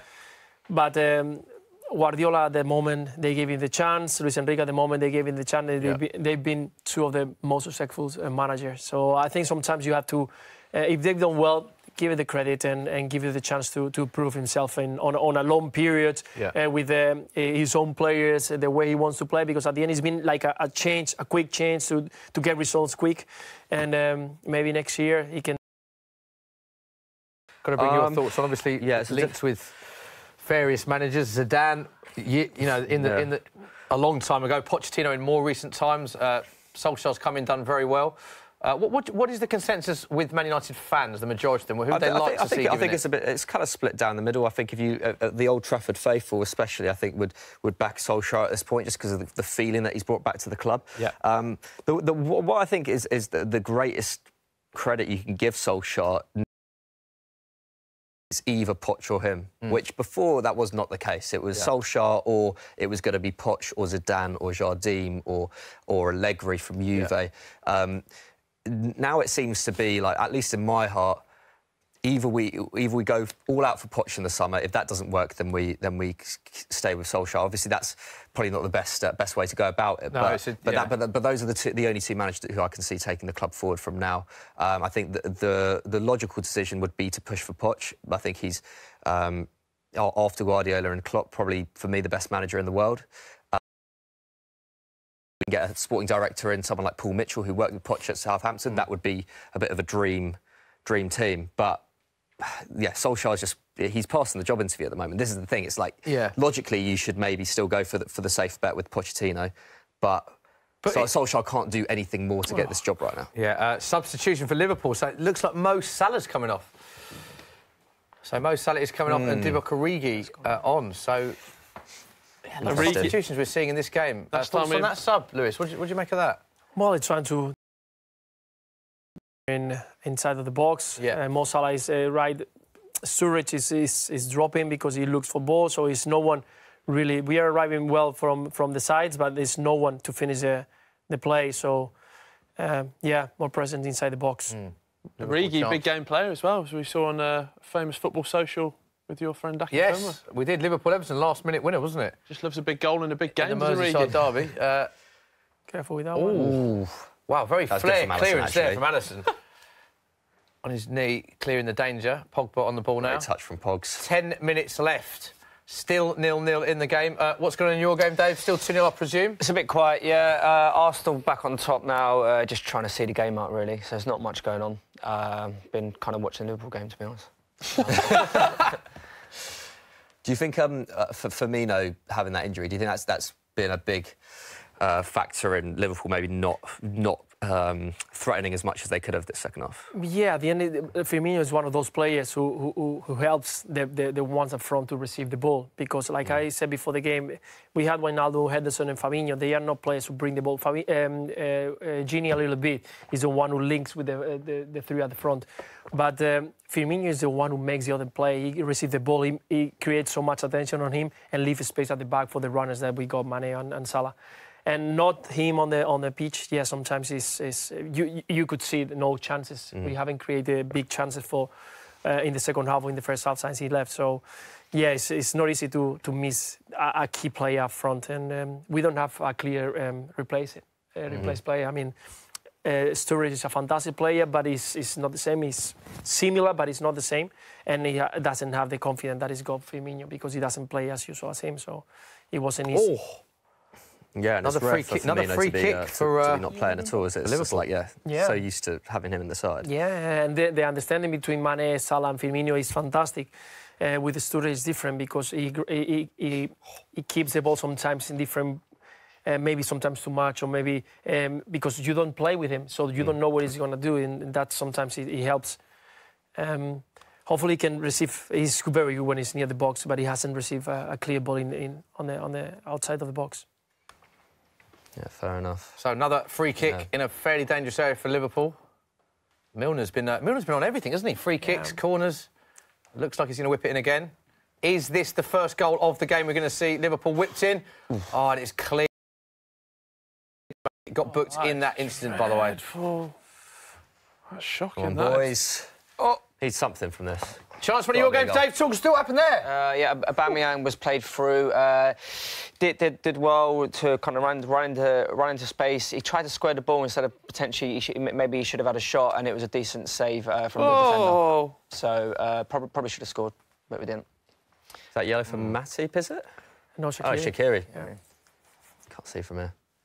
Smithy, question for you. Foxforus says, is Tottenham's title race basically all over after a shocking loss to Burnley yesterday? Why did you pick that one out of interest? I just read what's in front of me, Smithy. Stiff feet a minute, it was a bad result, obviously.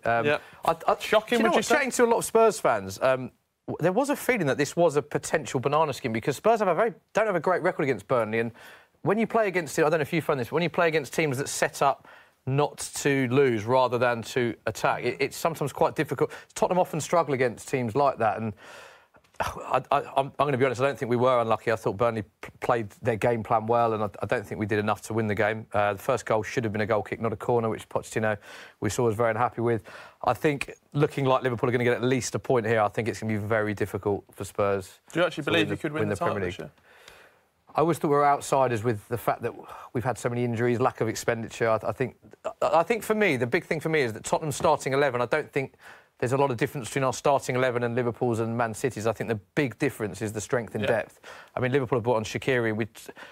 Man City have got Aguero, Sane, Sterling, Mahrez. If Harry Kane's injured, there's not a lot of options. Do you know what I mean? So I don't know if you agree with that, but I think strength in depth is a real problem. When you got all the competitions to be played, I mean, when you get involved in two of the cups here, and it's not easy. It's not easy. So is it a two-horse race for you, Man City and Liverpool, for you? I think so. At the moment, it's the two they're going to fight until the last game, probably, yeah.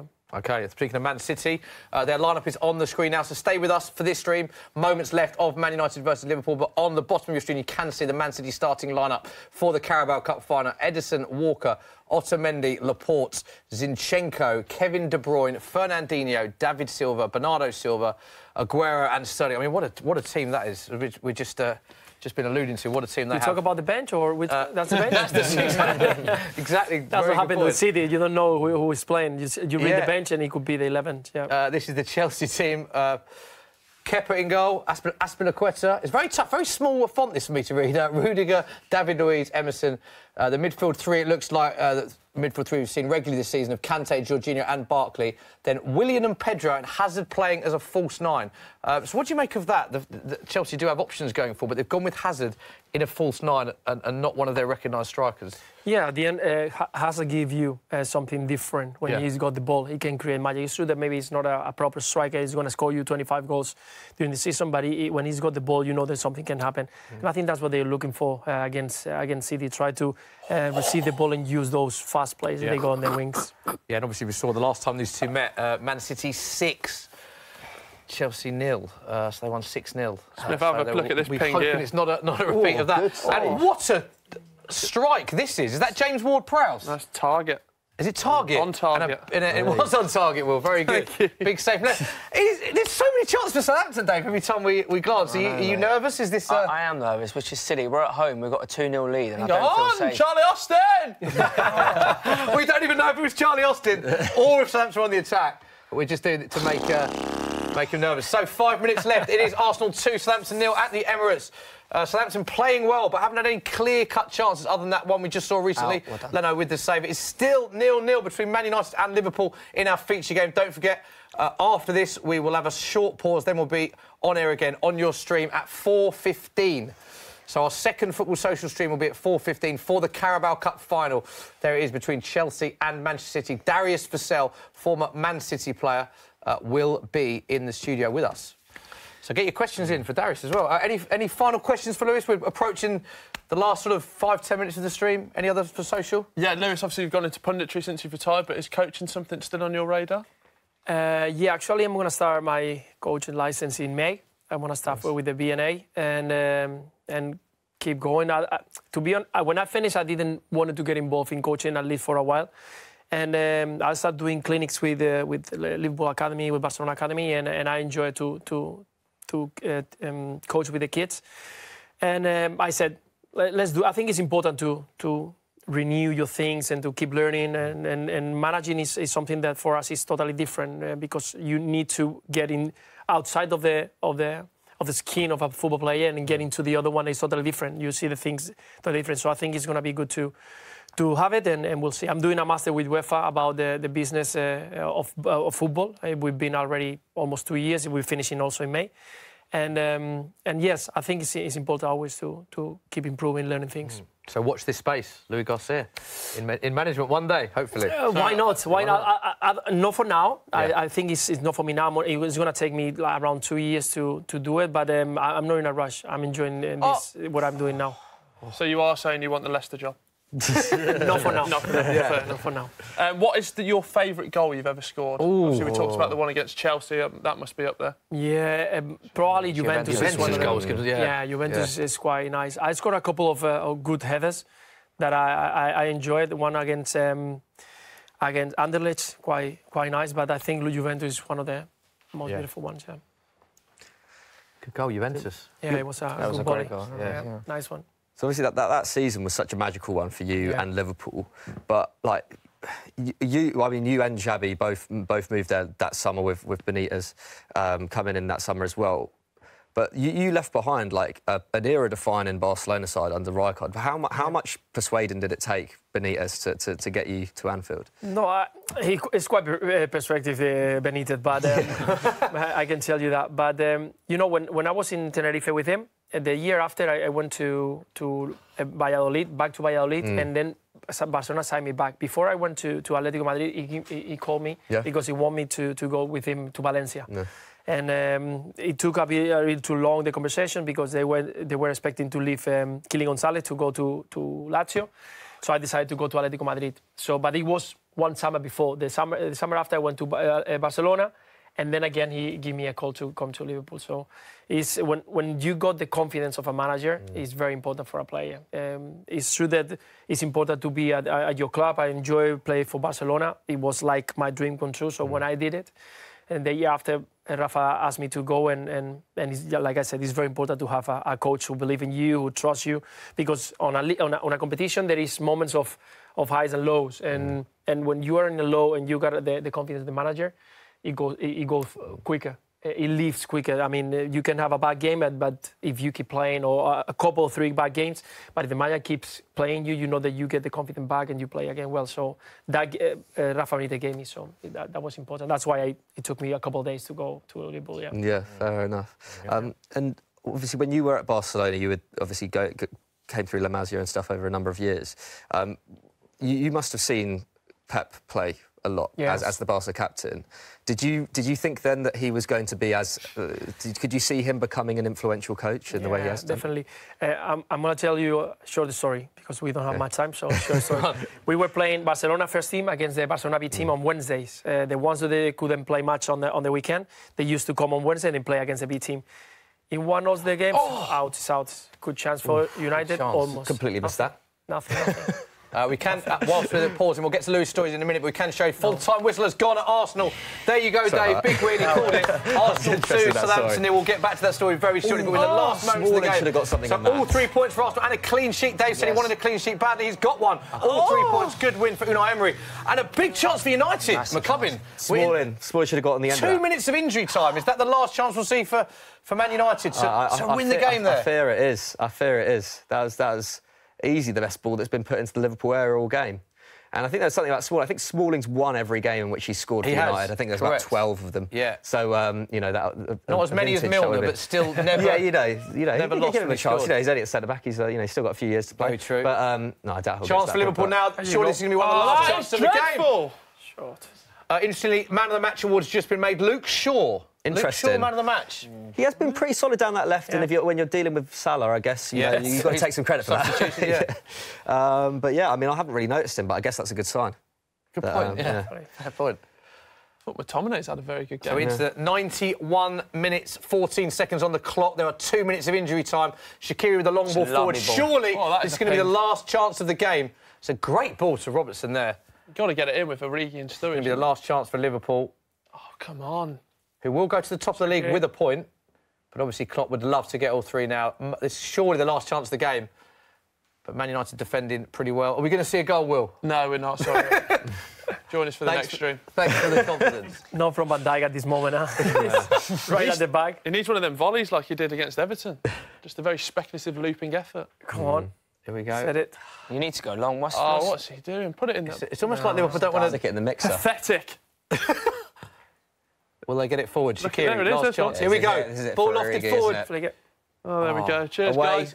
That's it. No time. And that is the full-time whistle. It finishes Man United 0, Liverpool 0 at Old Trafford. So no goals, the points are shared. So the point does take Liverpool top of the league, and it also means for Man United and Ole Gunnar Solskjaer that is the best start of any Premier League manager after the amount of games that he's been in charge. So good record for Ole Gunnar Solskjaer. They both would have wanted all 3 points, but he does set a new record for most points from the first 10 games in charge of a Premier League side. Both looks a bit disappointed with the result, actually, which sort of shows how far they've both come really in recent times. But Klopp definitely does not look particularly happy there. At the end of what is ball possession has been fantastic for Liverpool, but no great chances. I think Manchester United had a couple of very good chances. One this one and one in the first half. But I think a draw is quite fair enough. Fair result? I think it's a fair result. McCubbin, fair result, do you think? I'd say so as well, yeah. Liverpool dominated, but I think what's heartening to see from a United perspective is that against Chelsea and today, really solid defensive displays, which is not what we've been used to seeing. And even under Solskjaer, we've been pretty suspect at the back.